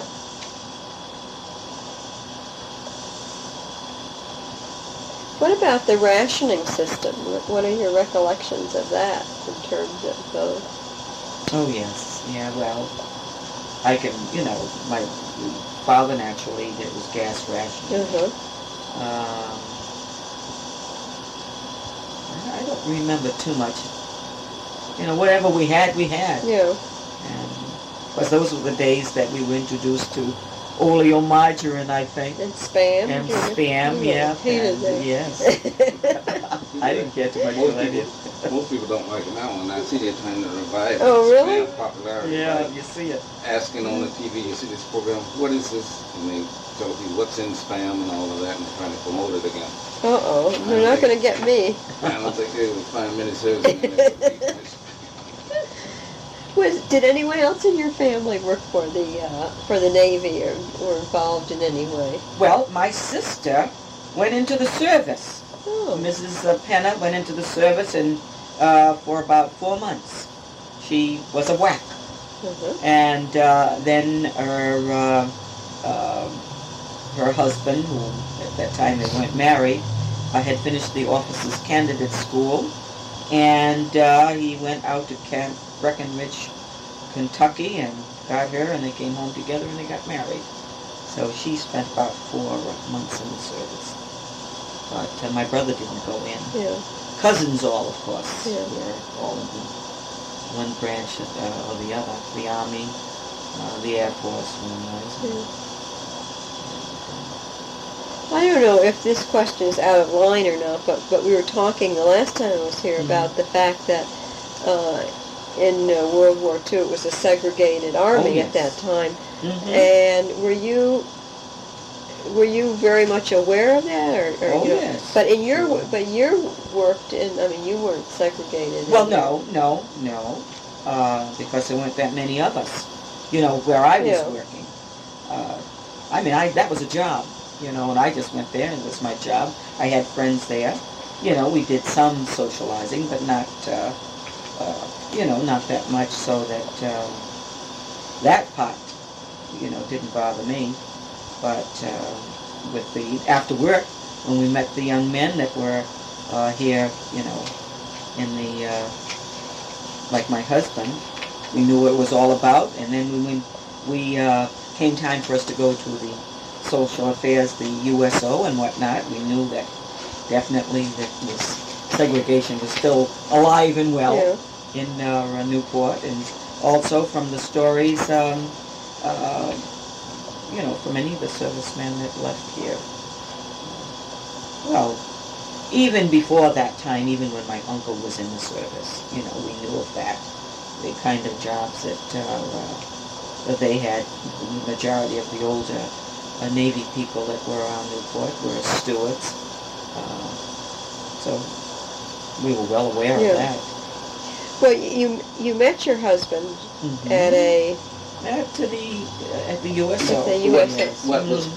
What was used as a now get your side of the story. It was a building, or a room above a building. It was called the Odd Fellows Hall. That entertained the black servicemen. And I don't know, under whose auspices was this? I don't think it was an official USO, wasn't it? It was just something that... Not at first, but later on, it wasn't really the USO. However, a Mr.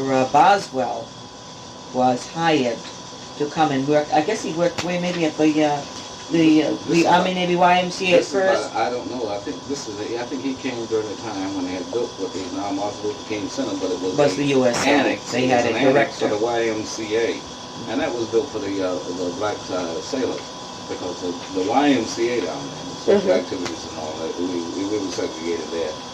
The only way you could do down there, you could get a bunk, maybe sleep or something like that, but the dances and all those things. Yeah.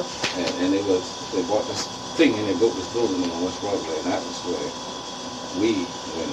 And it was called an annex at the time. Or was it named USO? The U.S. The first name was USO, and then later on it became YMCA Annex. It was a part of the main line. That was an annex of it. This is the time when desegregation in the service was coming around, so it was then called an annex. Oh, I see. We still went over there mostly sleeping and social activities. Right. So now, how long were you stationed in this area? Well, I was here until I got transferred in 1945, and I was here for about 3 years. Oh. And I got transferred in 1945 when I was to Boston and then Virginia and then California. And then he came out of the service in December of 45. And he went into the reserves after that and retired from the reserves last year. And total service altogether was about 39 years. Is that right? Mm-hmm. So he went through Great Lakes and all of the, the training schools with the same kind of conditions, of segregation. Yeah, we had our own training camp at Great Lakes. We had our own everything, and even the jobs that we were doing down here, we could do it. We worked in all of the areas because I was in the second company of blacks who came in as seamen. Uh-huh. Before June of 1942, if you went in the Navy, you could only be a steward, or what's called a mess attendant. Is that right? The thing that was open to you. I don't care if you had a college education or whatever, that was what you went in service. You saved the food and took care of the officers. In 1942, June of 1942, we decided to take us in the seamen. And I was in the second company of people who came in the Navy as a seaman. We came in, in the seaman branch. However, I had already been written up in Georgia to go as a mess attendant because I had made out so good on the test they gave us. I guess it was some kind of general classification. Uh-huh. And it was about 3 of us out of the 200 that had made real well on that. And we were changed in Augusta, Georgia. In Augusta. We were on our way to Norfolk, Virginia for mess attendant company. Then we were trained to go to Great Lakes, and we were changed to go to Great Lakes to become a seaman. And as I ended up there, and the camp that we was in, the segregated camp, was called Camp Roberts Fall. There's a new camp being built. We trained back to sail. Uh-huh. Huh. And from there, we came up here and got down here at Section 8. That was the first stop. And there was not facilities there for us yet. So we put them in, such as the showers and mess halls and all that. Food had to be brought over from the main mess hall and set up on a bench in a barracks. And all 3 meals. And each time they had to be broken down and go back to the main mess hall and the rest of the way we ate for a while. So when did desegregation come in then? The General Order 21, I believe that was Truman's order, came in sometime about 1945. So that was fairly late then, actually. It was really late. Mm-hmm. Right, the war, went through the whole war almost, I might be able to give you that. I think it's General Order 21. If you look that up, you'll find out just what that was all about. I've been preparing some stuff to give to It was the 21st General Order that was put out. I think it had nothing to do with the Constitution or the Congress or anything. It was just a general order from the President.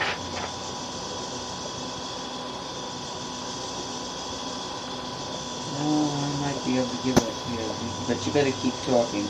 Okay. What are your most vivid memories about World War II? Was it mine? Yeah.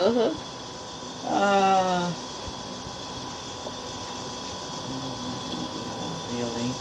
You mentioned earlier, with Pearl Harbor about this very scary feeling. Oh, sure. Those, and actually we were very concerned, whether or not, like my sister's husband was in the service, and my husband was in the service. My other sister's husband was in the service, so naturally we were all quite concerned whether or not our husbands were going to come back.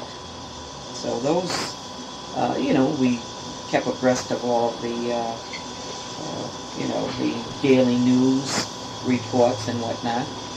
So you came along after the war, eh? Oh no. Oh, you were Yeah. Yeah. I was born in 1934. So I mean, I was young, yeah, you were very young, but I remember very much. And my husband he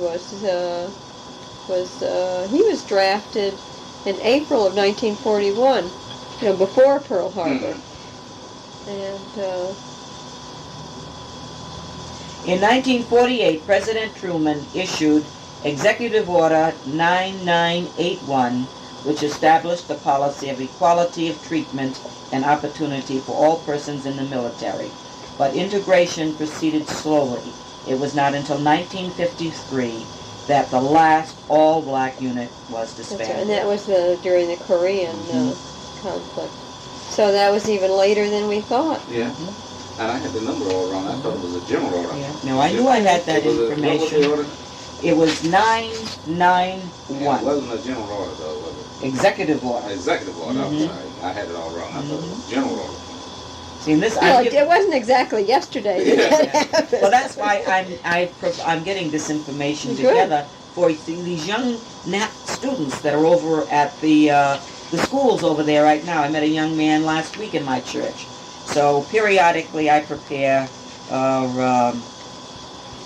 Black history to give to all of these young people that leave Newport. Well, you think of there's so many, the proportion of the population that's under the age of 30 now is enormous. That's these kids, they do not know. They don't realize the changes. All this is here and it's yeah. School, and it's fun. They don't have any idea that it never did at one time exist. It's just they take some of it for granted. That there was always baseball players. That they were always officers in the service because so many of them go to school. However, there are a lot of them that you do talk to. They are still finding problems, of prejudice and whatnot, in the as they go through the schools over here. But that's because people are coming from everywhere. However, that's the order is there, so it's available to them. Well, I think one of the things I believe, they have a little problem writing a curriculum. For everybody's background, this is one of the problems. Yeah. You see what I mean? You get people from the farm area, and you get people from the west, who from the ranches, and people like from Milwaukee around there, from the dairy area. I mean, I met several kids in the 70s, they couldn't stand to be on the ship. Because they grew up in the dairy, right over spaces and everything, and it just couldn't. Okay, well, you take a lot of people from different areas, they have different customs and diets and all that, and it's very difficult to write a curriculum in a program that meets everybody, you see. That's one of the, I don't know what you're involved in, but you understand what I'm trying to say, with people coming from so many different places. Sure. It's very, and then you have to come down and just sort of just average everything. I mean, that's the problem. That's right. We noticed the way I did in the Navy men used that for a time. They had people that just couldn't stand the Navy food. It was just not what they were used to eating. They just had to learn how to eat it. Okay, Jesse, we can't use all of our tape for that. We'll talk about that later. We're back to food again. She's going to be out of her tape pretty soon. No, I've got plenty of tape, but it's... What about VE Day? Is that very vivid in your mind? And VJ Day? Well, I can, remember them, but things have passed me by, since that time. You can remember all of the celebrating and whatnot. Naturally, people were happy to know that this was all over, and now they were waiting for their people to come home. What about the security measures, like the blackouts and the blackout curtains? Do you remember that? Oh yes, we had the blackout curtains. Yeah, you had to. Do you remember special precautions at work? Were you working in an extremely sensitive area? And well, naturally, we had this a certain security. You had to wear your badge all the time. You had when you went through the gate. Now we used to go out there. If there was we changed to a shuttle to go into the base. There was a guard that would come through and check to make sure that you had your base. It was similar to what the same kind of security that we work under right now, especially in my area. Yeah. You know, other sensitive areas, more than mine, you know, would be different. Okay. Is there anything else about World War II that you wanna mention? No, but I had an interesting picture Oh. here to show you, and it's Oh, not good. World War II. And this one is of the Grand Army veteran. And here was these were two, Newporters. Oh, you see? yeah. The boys of '61. Wow. The local Grand Army veterans mustered 100% strong for the Memorial Day services at the church. Oh, isn't that something? This is June 3rd, 1930. The boys of 61. I found that that was among some of the clippings that this friend of mine had saved. You know, one of the problems is the newspaper is made out of such terrible material that you know, a problem of preserving That's those right, things. that's right. Now here's in 1917, my father had drawn his own plans for that house Oh over my there. gosh, isn't that Yeah. wonderful? Yep. Oh, isn't There were some that? changes made, but Yeah. that was for the house that he wanted, you know, that he was building. What a nice design. Third floor piazzas? Very nice.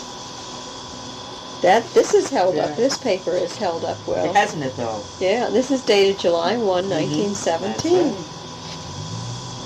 So this was for the That house case, over there. the 98 or 100 or That's whatever. right. Yes. Uh-huh. Yeah. Yeah. Yeah. There it is. And these, I'd say, sister men should keep for their. He did it himself, huh? Yeah. You see it? So we're going to jump now to the Jazz Festival.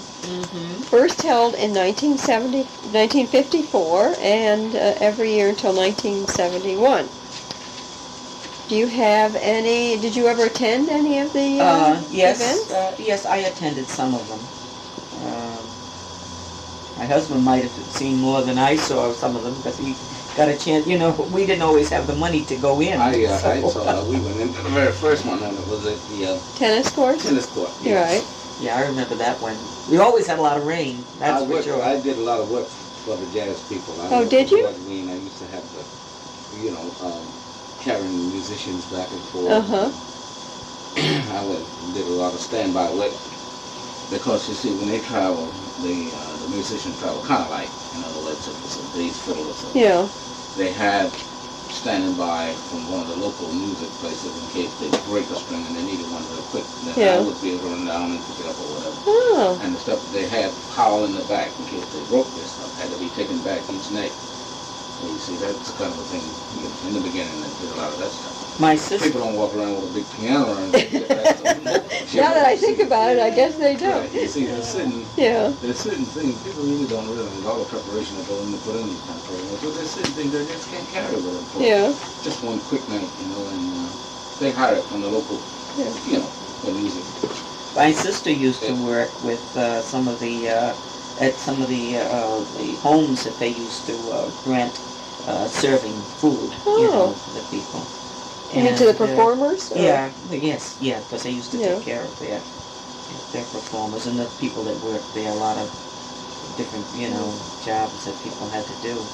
Was the Jazz Festival, the years they had it here, was it good for Newport? Well, I think it was good for Newport. You know, in fact, it all depends on what kind of a business that you were in, whether it was good. Yeah. Yeah, naturally, some people objected to it. You know, if it's like the cup races. You know, if there's too many, or even just some are touristic. The local people are inconvenienced by traffic. Yeah. It's not good. But naturally, for restaurants and hotels, they welcome the tourists. So that's the same way it was with the Jazz Festival. What about the riots? What do you think caused the riots? Well, from what I understand, it was an overselling of tickets, and people couldn't get in. You see, it had grown too large for Freebie For the facilities that they had. That's right. That's what happened. And unfortunately, because up until that time, they hadn't had any problems. Do you think that when they did have the troubles, that they were handled well in terms of? Well, I don't know because I wasn't there. Yeah. You know. You stayed away. I stayed away. I'm not too much for big crowds anyway, Yeah. so I wasn't there, so I don't know how they were really handled. It was scary, Yeah. From the reports that I heard. I wouldn't have wanted to be there. Do you remember any performers in particular?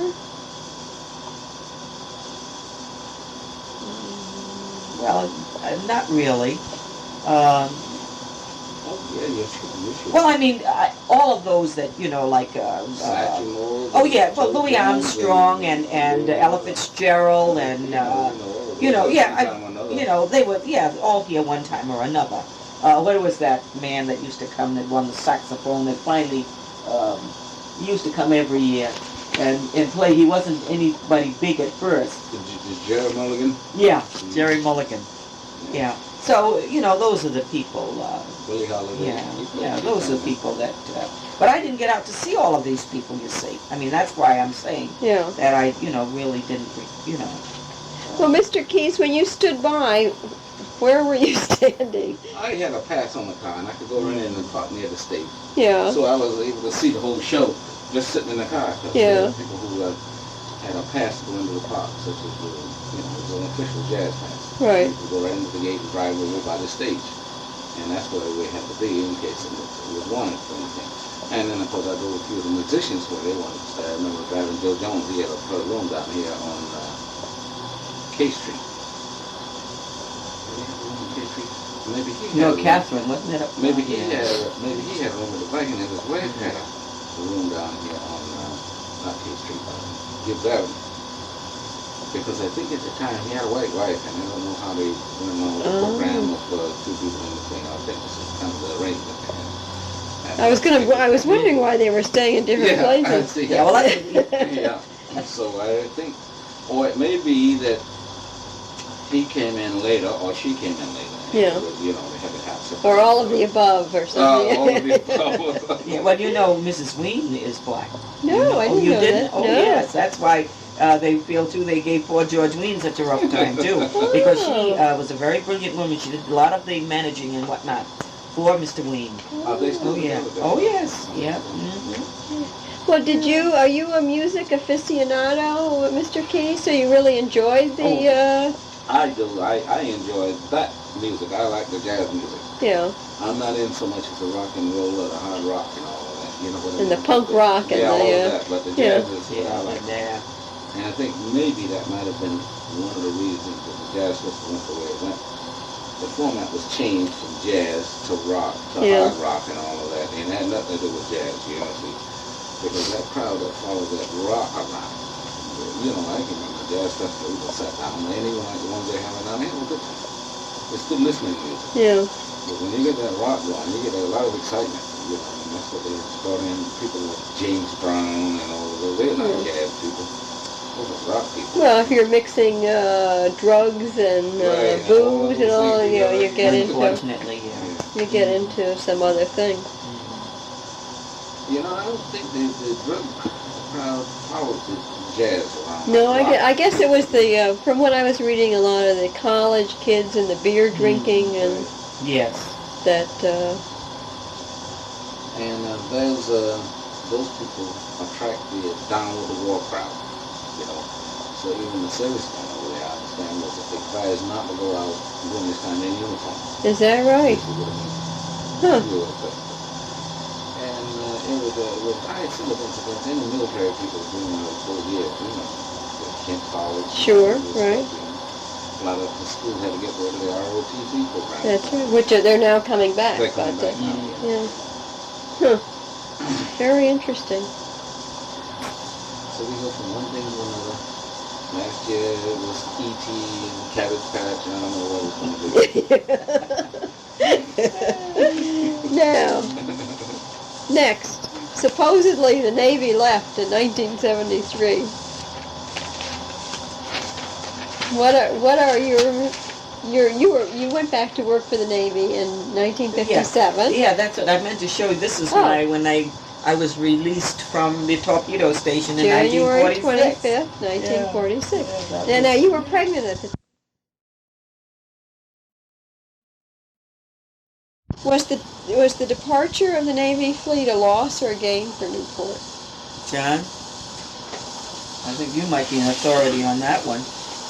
Well, I don't know if there's a right or wrong answer. Again, it depends It all depends again on your position. What happened is that while a lot of the Navy and military-oriented type business had to go in another direction, this is what I'm trying to say. Yeah. I think my earning was about the same or even a little better when it was, because see, I went from, just working out there riding sailors to going into radio and doing, all the work. When you say going into radio, you mean radio calls? Right. Yeah, okay. Telephone work, you see. Yeah. And before that, we just worked often every day, so I picked up on the street, and it was fairly good then. But then all of a sudden, you had to do something else. Well, how much rough stuff was there for you? Unfortunately, up to now, I haven't had that much. I've had a few incidents here and there. But, you see, I personally haven't had all of that. But, I mean, you talk about, with the Navy crowd, the enlisted men and the trouble they would get into, with bars and so forth. Did you have much trouble as a result of that? Once in a while you'll have an unruly bunch in the car. Yeah. I've had about 3, probably 4 incidents where they kind of got out of hand. Yeah. But it looks to me like you're not too easily intimidated. Maybe that's a secret of his success. What I try to do though is kind of set the policy right at the start. Yeah. I try to avoid even bother taking them if I feel it's going to be any problem. Yeah, sure. If they don't understand what it's all about and don't agree what it's going to cost, I'm not going to go out and try to straighten this out later. Yeah. We have to have an understanding before we leave what it's all about, and that helps to minimize some of that. You know what I mean? Sure. Well, what are your perceptions in terms of, for Newport? Not just, you says it didn't affect your business that much. Maybe it was even better, but in terms of what it's done for Newport. It stopped off. I can feel it now in the beginning. Now, you see what has happened. Now I can see the kind of work that I'm doing again now, which is more or less just street work. And the people are not there in the winter, except the telephone type. In the winter, when you had sailors around, you still have business all night, every day. You see what I mean? You do well in the summer. In fact, you can't even do it all in the summer. Even with all the hollering you hear about buses and local buses and all that, we still get really backed up in the summer. Then afterwards, it's all over. And you just go along with fair business for the rest of the time. You mean FAIR or FARE?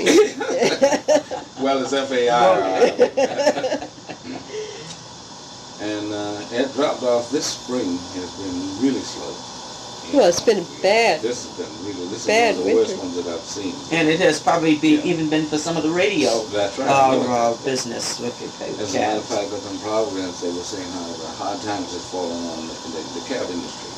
All over, After all, this is the kind of a business that is the first thing that people do have a lot of money or they can't afford it. That's the first thing they cut out. Right. Why would they pay $1 and $2 to ride somewhere and go on the bus or whatever if you really don't have the money? You do a lot of emergency work where you got the phone, like the hospital, and people who have to move around, and people who don't live near a bus line and all of that. That's what you gotta depend on. Everything is kind of located in this area, kind of spread out. Yeah, right. You take like most people that go and get their hair done or anything like that. The places are in Middletown now. You got to go up to the medical centers. Nothing is centralized anymore, you see. So that makes a little business. Other than that, it's very slow. So then your summary would be that it is affecting people a lot more now, the Navy pullout, than when it first pulled out. Right. Yeah. See, the first couple of years when the Navy left, well, I didn't even notice that they had gone, really. I had, because it was very good. And then the year of the tall ships. Yeah.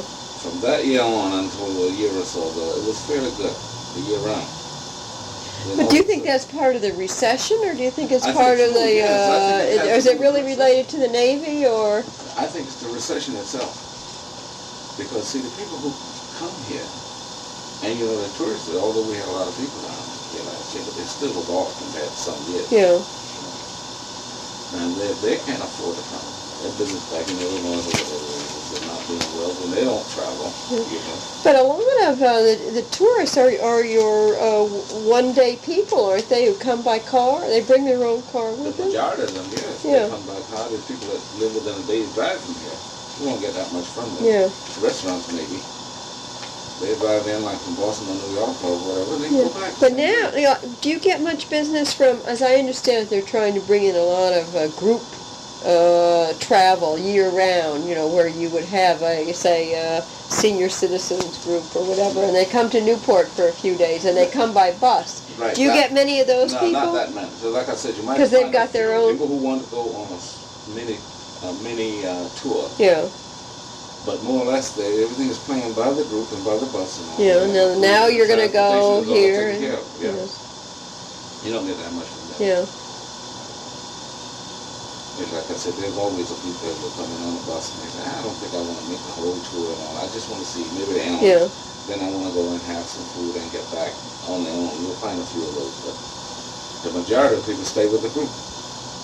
Now I had last summer, I had one person that, you know, the bus said, well, we're leaving here at such a time. They had missed the bus. And they were all trying to get on, but I knew that the tour that they would take. Yeah. So when I was able to catch up with it, they Hammersmith Farm, so I happened to know. So I wanted to know what would your tour include. And they said, well, we're going to go to the tour. The reason I wanted to know that is because I would have an idea where they'd be where next. they'd be. Yeah. See, usually that kind of a tour that includes everything. You usually start out at Hammersmith Farm. Uh-huh. They do the farm, then they come back. That's about the only one that's kind of not clustered with Yeah. the rest, you know. So usually the route they take will be out of Hammersmith Farm and then work their way back. So I was able to catch up with them at the farm, you see. Well, you get a few of those, but like I said, they all plan with the group and they go with the group Yeah. and everything is all taken. So that's not so good for you. Well, not all that good. Yeah. Some people make out with them. Naturally, they shop, Yeah. gift shop, restaurants. As far as taxi business, I don't get that much. Yeah. Well, I understand that a lot of Navy people retire here. Has that been your experience? And Oh yeah, we've had a lot of them from they belong to the church, come and, you know, that built their homes, some of them have bought homes, and Oh, I forgot about that part, but I do have a few steady customers who are retired people. Oh, yeah? The officers and admirals and so forth. In fact, I just got back from Boston Airport yesterday with one that had taken a trip over to Bermuda. But they don't ride every day. It's just when Sure. they want to go away somewhere, I drive them to the airport, and I might not hear from them until next year when they're ready to take another. well, that does. a lot of them do, they retire. They like Newport for, you know, bringing up their children. Sure. Some of them do. Now, what And parts? if they get the work, Yeah. that's the main thing. What parts of town do they settle in? All over town. All over. Middletown, Portsmouth.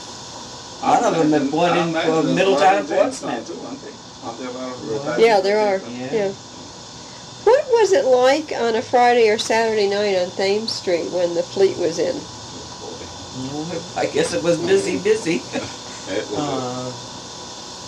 Well, I never went down, you know, at night. Yeah. But, I mean, you know, unless we were driving through. And it was pretty busy. Because the stores, you know, if we went shopping, but stores aren't open that late Right. on Washington, you know, on Thames Street anymore. So, you know, I would just drive through there, so. But with all of the nightclubs and whatnot were open, that's where the action was. Do you think the city was really caught by surprise when they pulled the fleet out? I think they were. Don't you, John? I don't know. I don't think it was all that surprised at the time they were getting ready to go. Chaffee was the Secretary of the Navy, and he had ideas of he must have seen some of the future plans for the Navy. This didn't happen overnight. I remember one speech he was making, he was saying that they're trying to prepare the people. And he assured them that the Navy could get along without the facilities in Narragansett Bay. You know what I mean? Yeah. He wanted to say it was a housing thing that was caused, and they had to do more about housing for the Navy.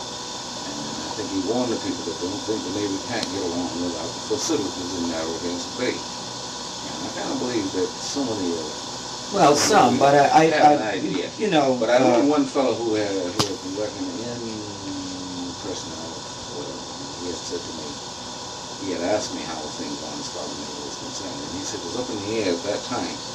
They were going to close one of the bases. It was going to be Newport, Florida, or Newport, Rhode Island. So he had some advanced, information. And Newport and Rhode Island was the one that lost out. It was a battle between Newport and Newport. All right, now, the next subject is what I own a part of, the Newport Bridge. I own one leg of the Newport Bridge. Did you used to take the ferry over to Jamestown? Oh, yes. Oh, yes. Now, why did you do that? Well, when we went on trips, or maybe, of course, when I was younger, just on a Sunday afternoon, we would take a ferry ride. But now, would you go, you wouldn't take the car, would you? Or would you? Oh, no, not when I was younger. Or sometimes our groups would go over to Jamestown to the little church over there on a Sunday evening. Oh. Yeah, they had services over there. But, no, but when we used to go on trips, my husband and I, we took the ferry, just like we take the bridge now. You mean, and then go over the Jamestown Bridge? Yes, I mean, That's right, going to New York. Yeah. Once in a great while, we would drive around Providence, but then if the time was right, we would take the ferry. It saved a little. And naturally, you always had to get down there to the ferry in time. Right. Do you remember the ferry with pleasure, or was it annoying, or? No, well, we enjoyed it. We really enjoyed the ferry. Kids, especially kids, they used to get the car on the ferry, and then they would take off upstairs. Yeah, and you go upstairs and watch, or you could sit down, and that was, that was, we had no yachts, Oh, really? That was the closest thing to a yacht for us.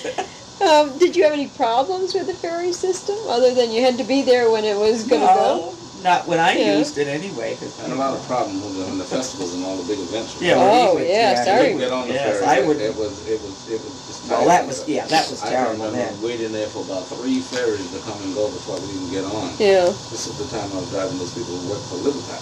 Oh. I used to go over there with them, and sometimes we'd start out at 5 and couldn't get on the ferry until maybe 6 or 6:30 or whatever, And that was kind of a pain in the neck. But as far as my business is concerned, that bridge has improved my business a lot. Yeah. Because we got trips over to Galilee and all the other side of the bay, and even into Jamestown. I think there's quite a few trips over there. Which we never in the did airport? before. In the airport, we use it going to the airport. Yes. Yeah. That's the biggie. So so that bridge has been good for Newport and for you. Oh yes. Well, if it's good for you, it's good for Newport. Well, it's been good for Newport. How has it changed Newport, do you think? Oh, I don't know. I think it did for Newport in a way. It could have, but can we compare Brooklyn and New York, Jamestown and Newport? With about the same thing, I believe it did for Jamestown and New York, Jamestown and Newport, but Brooklyn Bridge did for New York and Brooklyn. You see, tied the two communities together. Yeah.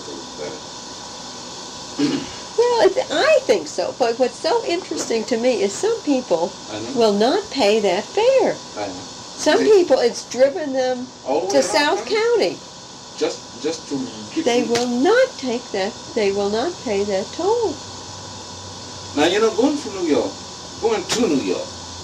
from here, okay, the bridge was $1, the ferry was $1.25. The other bridge, the Jamestown Bridge, was 35. And the bridge, for a car was $1 for 15 cents for each passenger. So we're thinking about about 5 now. $1.25, then 5 people with what's another 60 cents, $1.85. Then you had another 35 cents on the other bridge. Right. That was all. That took care of you all the way to New London. At the time, we had a bridge in New London for 10 cents. Now, from Newport to past New London, you're actually cheaper than what it used to be with the ferry. Sure. You paid $2 for the bridge. No, I'm talking about people who live in Jamestown, who used to be more oriented towards Newport, and now are less so because of the Jamestown residents who won't pay that toll. But can you imagine that? They used to pay $1.25 for the I know it. and it was $2.50 each way coming back and forth. And if they get the tokens, it's only $1 each way. If you have So the it's really tokens, cheaper. if you have the tokens, you forget their money. Yeah, well, they was paying $1.25. I can't understand. And I wrote a guy when I lives over there, and he hates that bridge. Oh, he hates it with a passion. Which one? The Newport. Really? I mean, the bridge, yes. Yeah.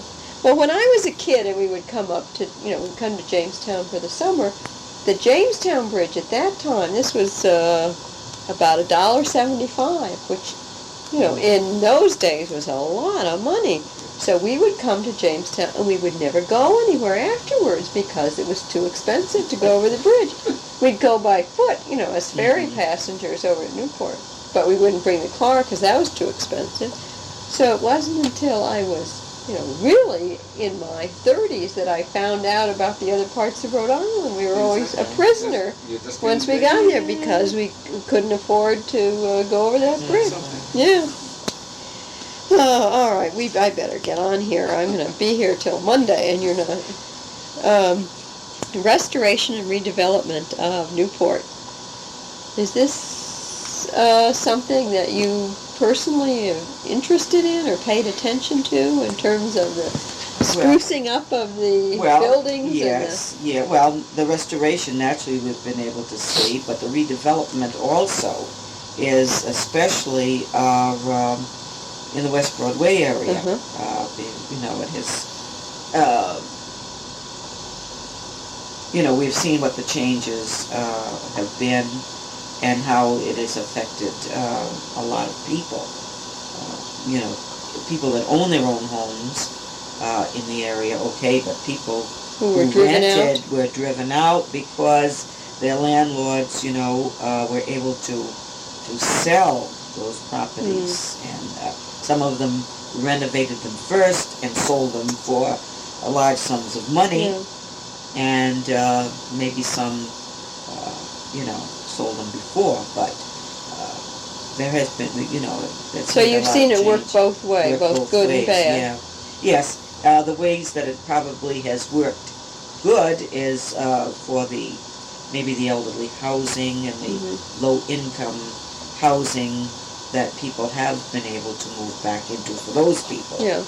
It's been good, but for some people it uprooted, their way of life. Their neighborhoods. Their neighborhoods, of course, so it's not the same. Yeah. Did you know any workmen or craftspeople who have been involved with the restoration of any of the houses? Well, my husband knows one man that works, and I think Mrs. Hill has a son who works for the restoration group. Yeah, there's people who are employed by the Preservation Society as at least one or two carpenters, and then there's a lot of subcontracting going on with some of the smaller people. Yeah. Like, I think Corinne is one who does some plastering and all of that stuff. But I don't think any big contractors. They're doing the big contractors. The historic value and the quality in terms of what there is here in Newport architecturally and historically, is this something that you think that the community takes great pride in or are aware of, or is it just something to attract tourism? Well, I think that can work both ways. I think you will find people that do take pride in it, that are aware of it, and some others, you live in your house, and I think some of them could kill us. I think the tourists like what is here for them. Definitely the tourists. I think that's why a lot of do not like what they've built for the tourists on a large scale. Yeah. The tourists enjoy what all of this is good for them, and they come here and they enjoy it. Even those of us from Jamestown. I think it's running about 50-50 from the people that I talk to about this development thing. That's all for the tourists, and plus the tourists enjoy it because they support it and they like it. Well, I think it's like many people who live in a town, they don't realize what they have, and they go someplace else Yeah. to sightsee. And somebody else comes into what they probably don't appreciate what they have, and they come here. Or it takes someone Yeah. from the outside to say, That's "Oh, right. you mean you live amongst Yeah. all this?" That's right. That's right. And a lot of people have never been to the mansions. What They about live right- yourself? Right. Well, I have. Yeah, Yes. yeah. Yeah. We have. Because when people come to visit us, you know, we've Yeah. taken them I was, to the I was stationed in mansions. Williamsburg, Yeah. Virginia for a short time doing the war around in that area, and I went down to Williamsburg. And I go back there now and see what they've done to Williamsburg. Yeah, isn't that Isn't something? that something? I couldn't believe this is the same place. Williamsburg, Virginia. I did 2 weeks down there just before I retired. And I was what they call the old National Highway area, right around the Holiday Inn, Marina, right near Busch Gardens is where I was staying. And that's just like night and day. If we go down that way this year sometime, I hope to take the wife to that area. Yeah, because I've taken the walking tours, you know, in the Point Yeah, section. right. I've been in the walking tours in the Spring Street, you know, section. I've been to Trinity Church. I've been in all of the churches. I think, as I told somebody in Newport, I think there's nearly about every church. And there are a lot of them. For one reason, for a concert, for a wedding, or Yeah. for something. And I've been to Hammersmith's Farm. I've been to the Elms, to the Breakers. There are a few that I haven't seen. The Hunter House, the Wanton Lyman Hazard House. All of those, you know, at some time in my life, I visited Touro Synagogue. And so I've even been to the old meeting house and, you know, the Quaker You can meeting house house. with phones. Yeah, that's what I said, yeah. Yeah. So I have, and, you know, my sister and I both, we take in a lot of those things, and when our relatives come, they like to go. So I'm, you know, one of the people that has seen some of Newport and still live here. Now, the America's Cup. Do you have any early recollection of the Cup series? No, well, I mean, the same as always, you know. You always People? said that the people, the cup was going to be here, and I was showing my husband this morning. We were. America's Cup. Did I leave those out, or did I put them in here? I don't know. Now these were two things that I think this. Let me see. This is the no, but we had two things that were during. There's no date on them, but anyway. Oh.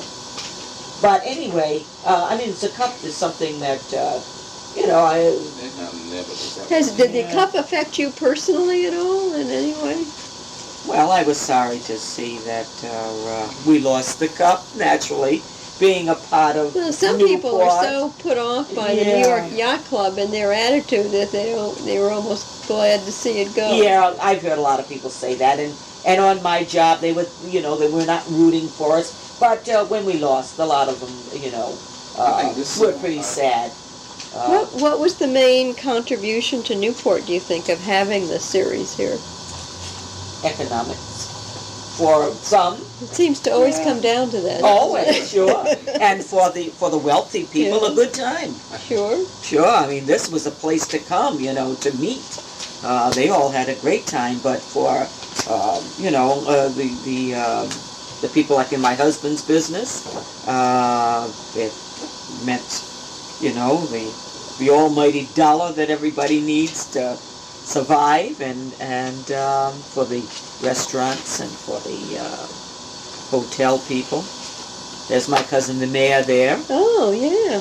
And so I would say that that's what. Where was that now? Well, I wanted to ask you, have you been up to that exhibit, Black Heritage exhibit in Providence? Not yet, but I intend to. I've gotten because I belong to the Black Heritage Society, so I will get up there. We had a small exhibit here at the church. They're going to do one on Newport, too. It's going to take a couple of years. Yeah, but I will get up there. That's supposed to be up there for 6 months. This might be what you're looking for. Yeah, those are the two, yeah. That are interesting to see. Yeah. Yeah, a photograph And of this Society throngs Newport for the big This race. sort of satire, I guess, somebody wrote about a couple of, it seemed to me they had a fight among somebody there. And I think my uncle or somebody September said that. 24th. But it doesn't They say didn't what put a year. date on it. No. when I went to library school, that's the one thing I learned was to date everything. Were you a librarian? Yeah. I was going to ask you. I said she must have been a teacher or something. Well, So you know, you're just the one for this you job. could go back and figure this out. Yeah, well, that's what Mr. Johnny was saying, Vanderbilt. yeah. That's what I said That's what when my I saw that husband said. name. In Yeah. the 30s. You know, there's a new book that's out. It's out in paperback, and I bought it because it was only $7.95, called Upset, and it's about this last race, and it is terrific in terms of the history of what happened during this particular race, but then from prior years also. It's so well written. It's just wonderful. Are they making any predictions in the book of whether or not they'll ever get it back? And if they do, will it come to Newport again? I haven't finished the book, so I don't really know. But what I've heard is because of where they'll be racing is the conditions similar to that are off the coast of California, so they won't even be doing the preliminaries in this part of the world. They'll be on the West Coast. So other than that, I don't know.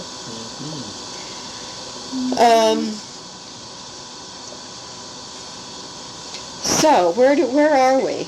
The America's Cup. Who are we? Out of our league. That's out of our league too.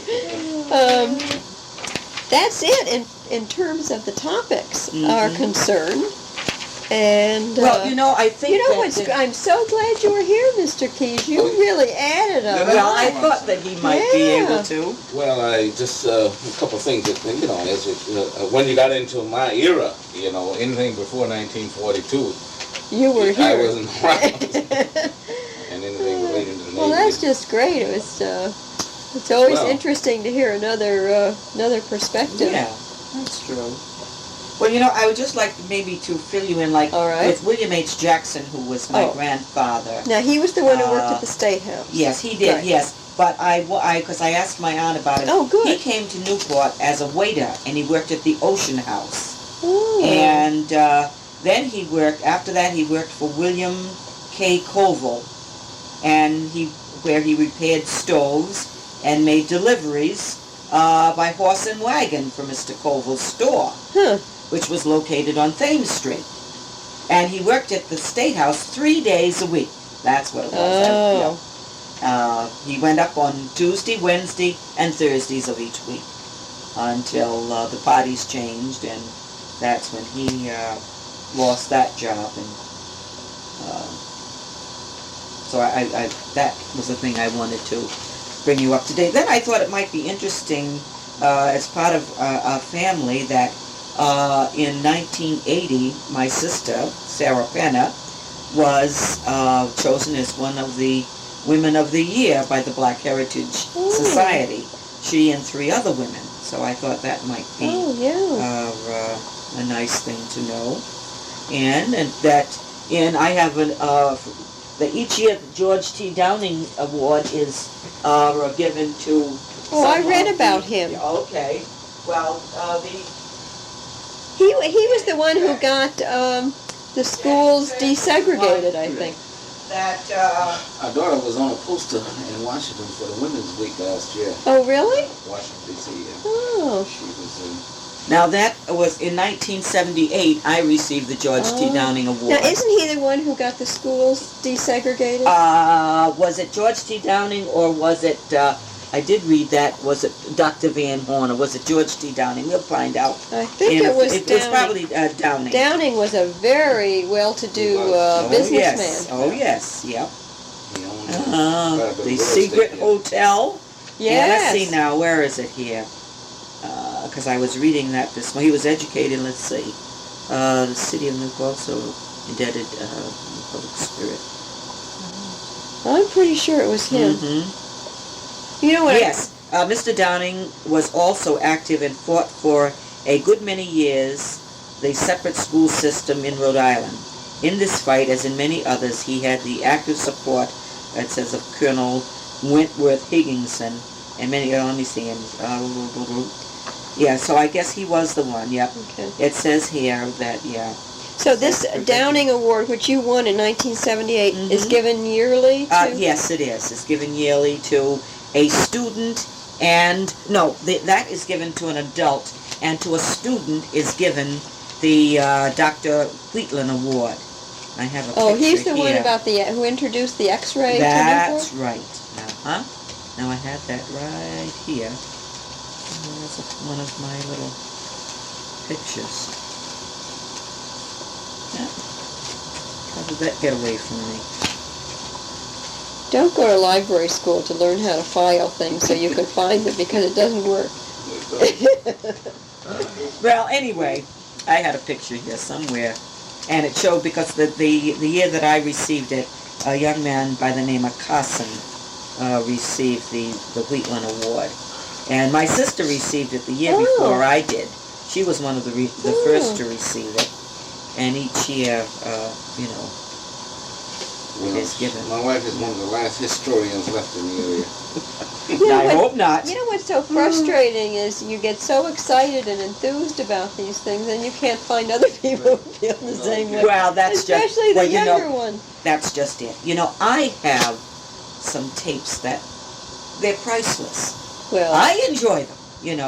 I wish I could get a group of women, and maybe there are. I just haven't had the time to find them that would love to come and sit down, and to listen, see. Because I have some tapes. I went through some of my things. I'm not going to play Rajan, yes. Okay. And she's the singer that you mentioned before. That was the last concert? And the choir, I would love to hear some of your tapes on the choir. Well, someday when you have, and maybe I will, you tell me when you're free, and I can tell you when I'm free. You're the one who's working, so you do the inviting, and we'll be here. But at your convenience. Have you ever heard about the La Amistad? How do you spell that? L-A-M-A-M-I-S-T-A-D. It was the slave ship that finally wound up. Well, you read. I'm going to let you have that. Yeah. And down at is it Dillard University? Yeah. They have got a whole thing on this. That's just a small, little account, but they've got some people. They wanted to bring that tall ship here when they had the tall ships, but they couldn't get enough. They did go as far as New York when they had that first group of tall ships that came. That ship was captured.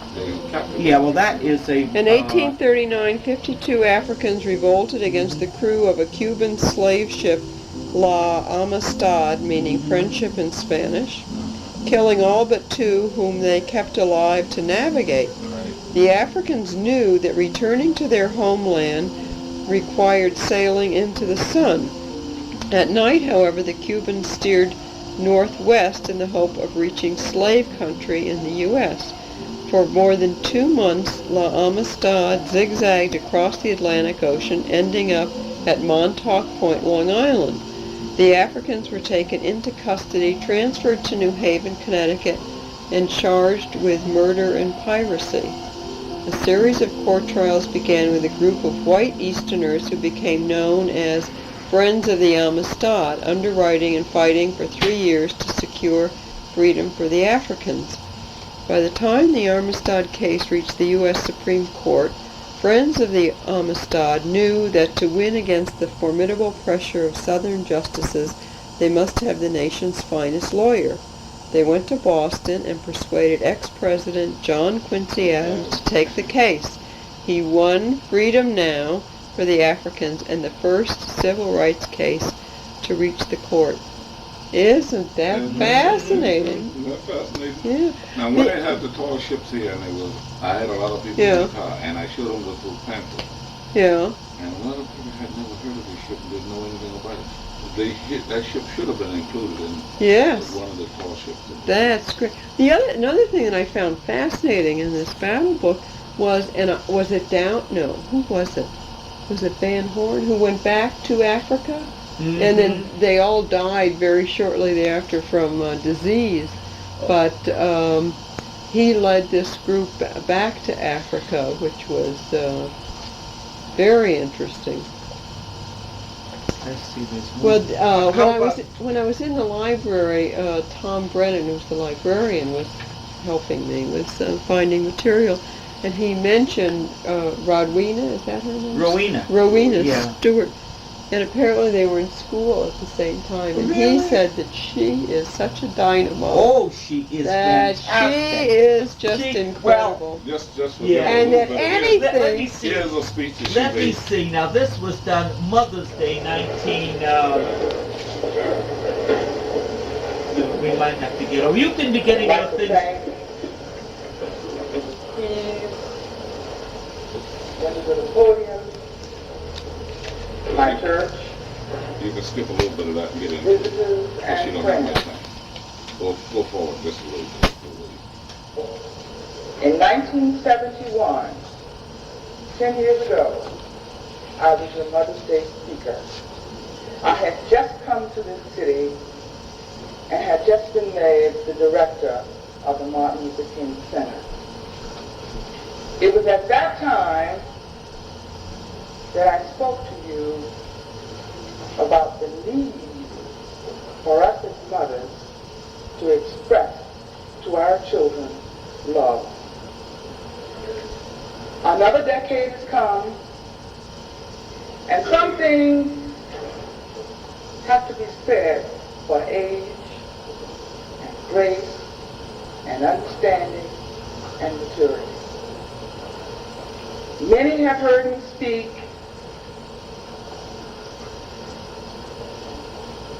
and many have been aware that I have always felt a strong sense of duty. I was very much a part of the civil rights movement. Those of you who heard me speak in the 50s heard me speak of our rights. It is ironic that I would speak to you today on the anniversary of the Selma March. Those of you who heard me speak in the 70s began also to sense a change and a recognition in myself that there are some things that social programs can do for us, but there are other things that we must do for ourselves. What I have beautiful voice she has. She's a brilliant woman. Brilliant. Accumulation How old is she? Well, I think she's a woman that's close to 50 now, in her late 40s or 50. Is that every man and every woman needs to understand and know his past. That only the past, the knowledge of the past, can give us guidance for the future. And the task that we at the Heritage Society set out to accomplish some 6 years ago is making some inroads. We have already uncovered some things about our past that have not been known before. We are always about the business of exhibiting those artifacts that reflect that experience. This is a standard form which you're asked to sign and I'm asked to sign it because we're both on the tape in terms of letting this becomes the property of the Historical Society. So I want you to read it, and then if you want to put any restrictions on, that goes down there. It's very legalese, but standard. Beyond the continent of America. This lady here was 100 years old. She's speaking about now. Parts of Africa. And someone is going to be there Tuesday to talk to us about where those patterns that she made. Oh, really? Go back to Africa. It's important for us to understand our past. There's so many threads around. It's ironic that Ms. Keys would say to you that I didn't give her the information. Mrs. Keys is the keeper of our story in our church. She has been for a number of years. It wasn't that important for me to give Mrs. Keys that information. Mrs. Keys perhaps has information on me that I don't have. She has collected and recorded over long periods of time. It is important that we have that within our structure. We have been busy about the business of publishing some of the things that help us to understand who we are. More importantly, publishing those things that make us like ourselves. Her voice is Let me just tell you the hardest beautiful. thing for all of us to face as people. So we don't like ourselves very much. We love America. We love Europe. But we really don't like our African heritage. Do we not like ourselves because we don't know about ourselves? Do other people not like us because they don't know about us? It is important for us to understand we do not understand or know about I have no ourselves. objections to Okay. you want me to sign this? I'll sign. Yeah, Yeah. you're the narrator, Yeah. and I'm the Okay. interviewer. To learn from the struggle and to develop within Now, it's our my children understanding that all the participants will be given a copy of the tape, for you to keep. Good. that we do And provides a learning in terms of the transcribing, I think you had asked about that, and that's everything that we have done in if the there's past money, they would like to do it, but there's no charge that we have telling at this point. as Afro-Americans is to make sure And is it all right if I ask Jennifer to get in touch with you about the photographs that you have? Yes, I'd be glad to the mother show her, and the any father that I might have. of Community Baptist Church to take the time to accept the challenge that I'm going to issue this morning. To the mothers like of for you to Community see. Baptist Church I that understand have begun today to record the past for the benefit that this Oh. is my grandmother. Yeah. And this, you see, I took it out of the, museum. Of the frame? yes, and I'm going to maybe put it back, because that is charcoal. So that And if we I may touch it, encourage you our young see, people so to Mrs. become Stewart told me to keep the glass over it. Now that was in the cellar, it was in an attic for Let years, us teach and you see how well restored it is. Yeah. It was in that glass. Now I'm going to show you this grandmother. and publish in our There she programs is. each week something Now, which grandma? This is my father's mother. of our Okay. church. And I showed it to my aunt, because I didn't know whether it was my Aunt Let us Margie try or who to it have was. our record But that was, Oh, beautiful. verification. And look at that, isn't that that something? dress. Yeah, that's You can do gorgeous. this. It's a big challenge, but you can do this. Ah, We are leading. you have got some wonderful things. So now don't feel that you have to stay to listen to that, because you can stay, come another day. well, I But we think just wanted that- you to get an idea.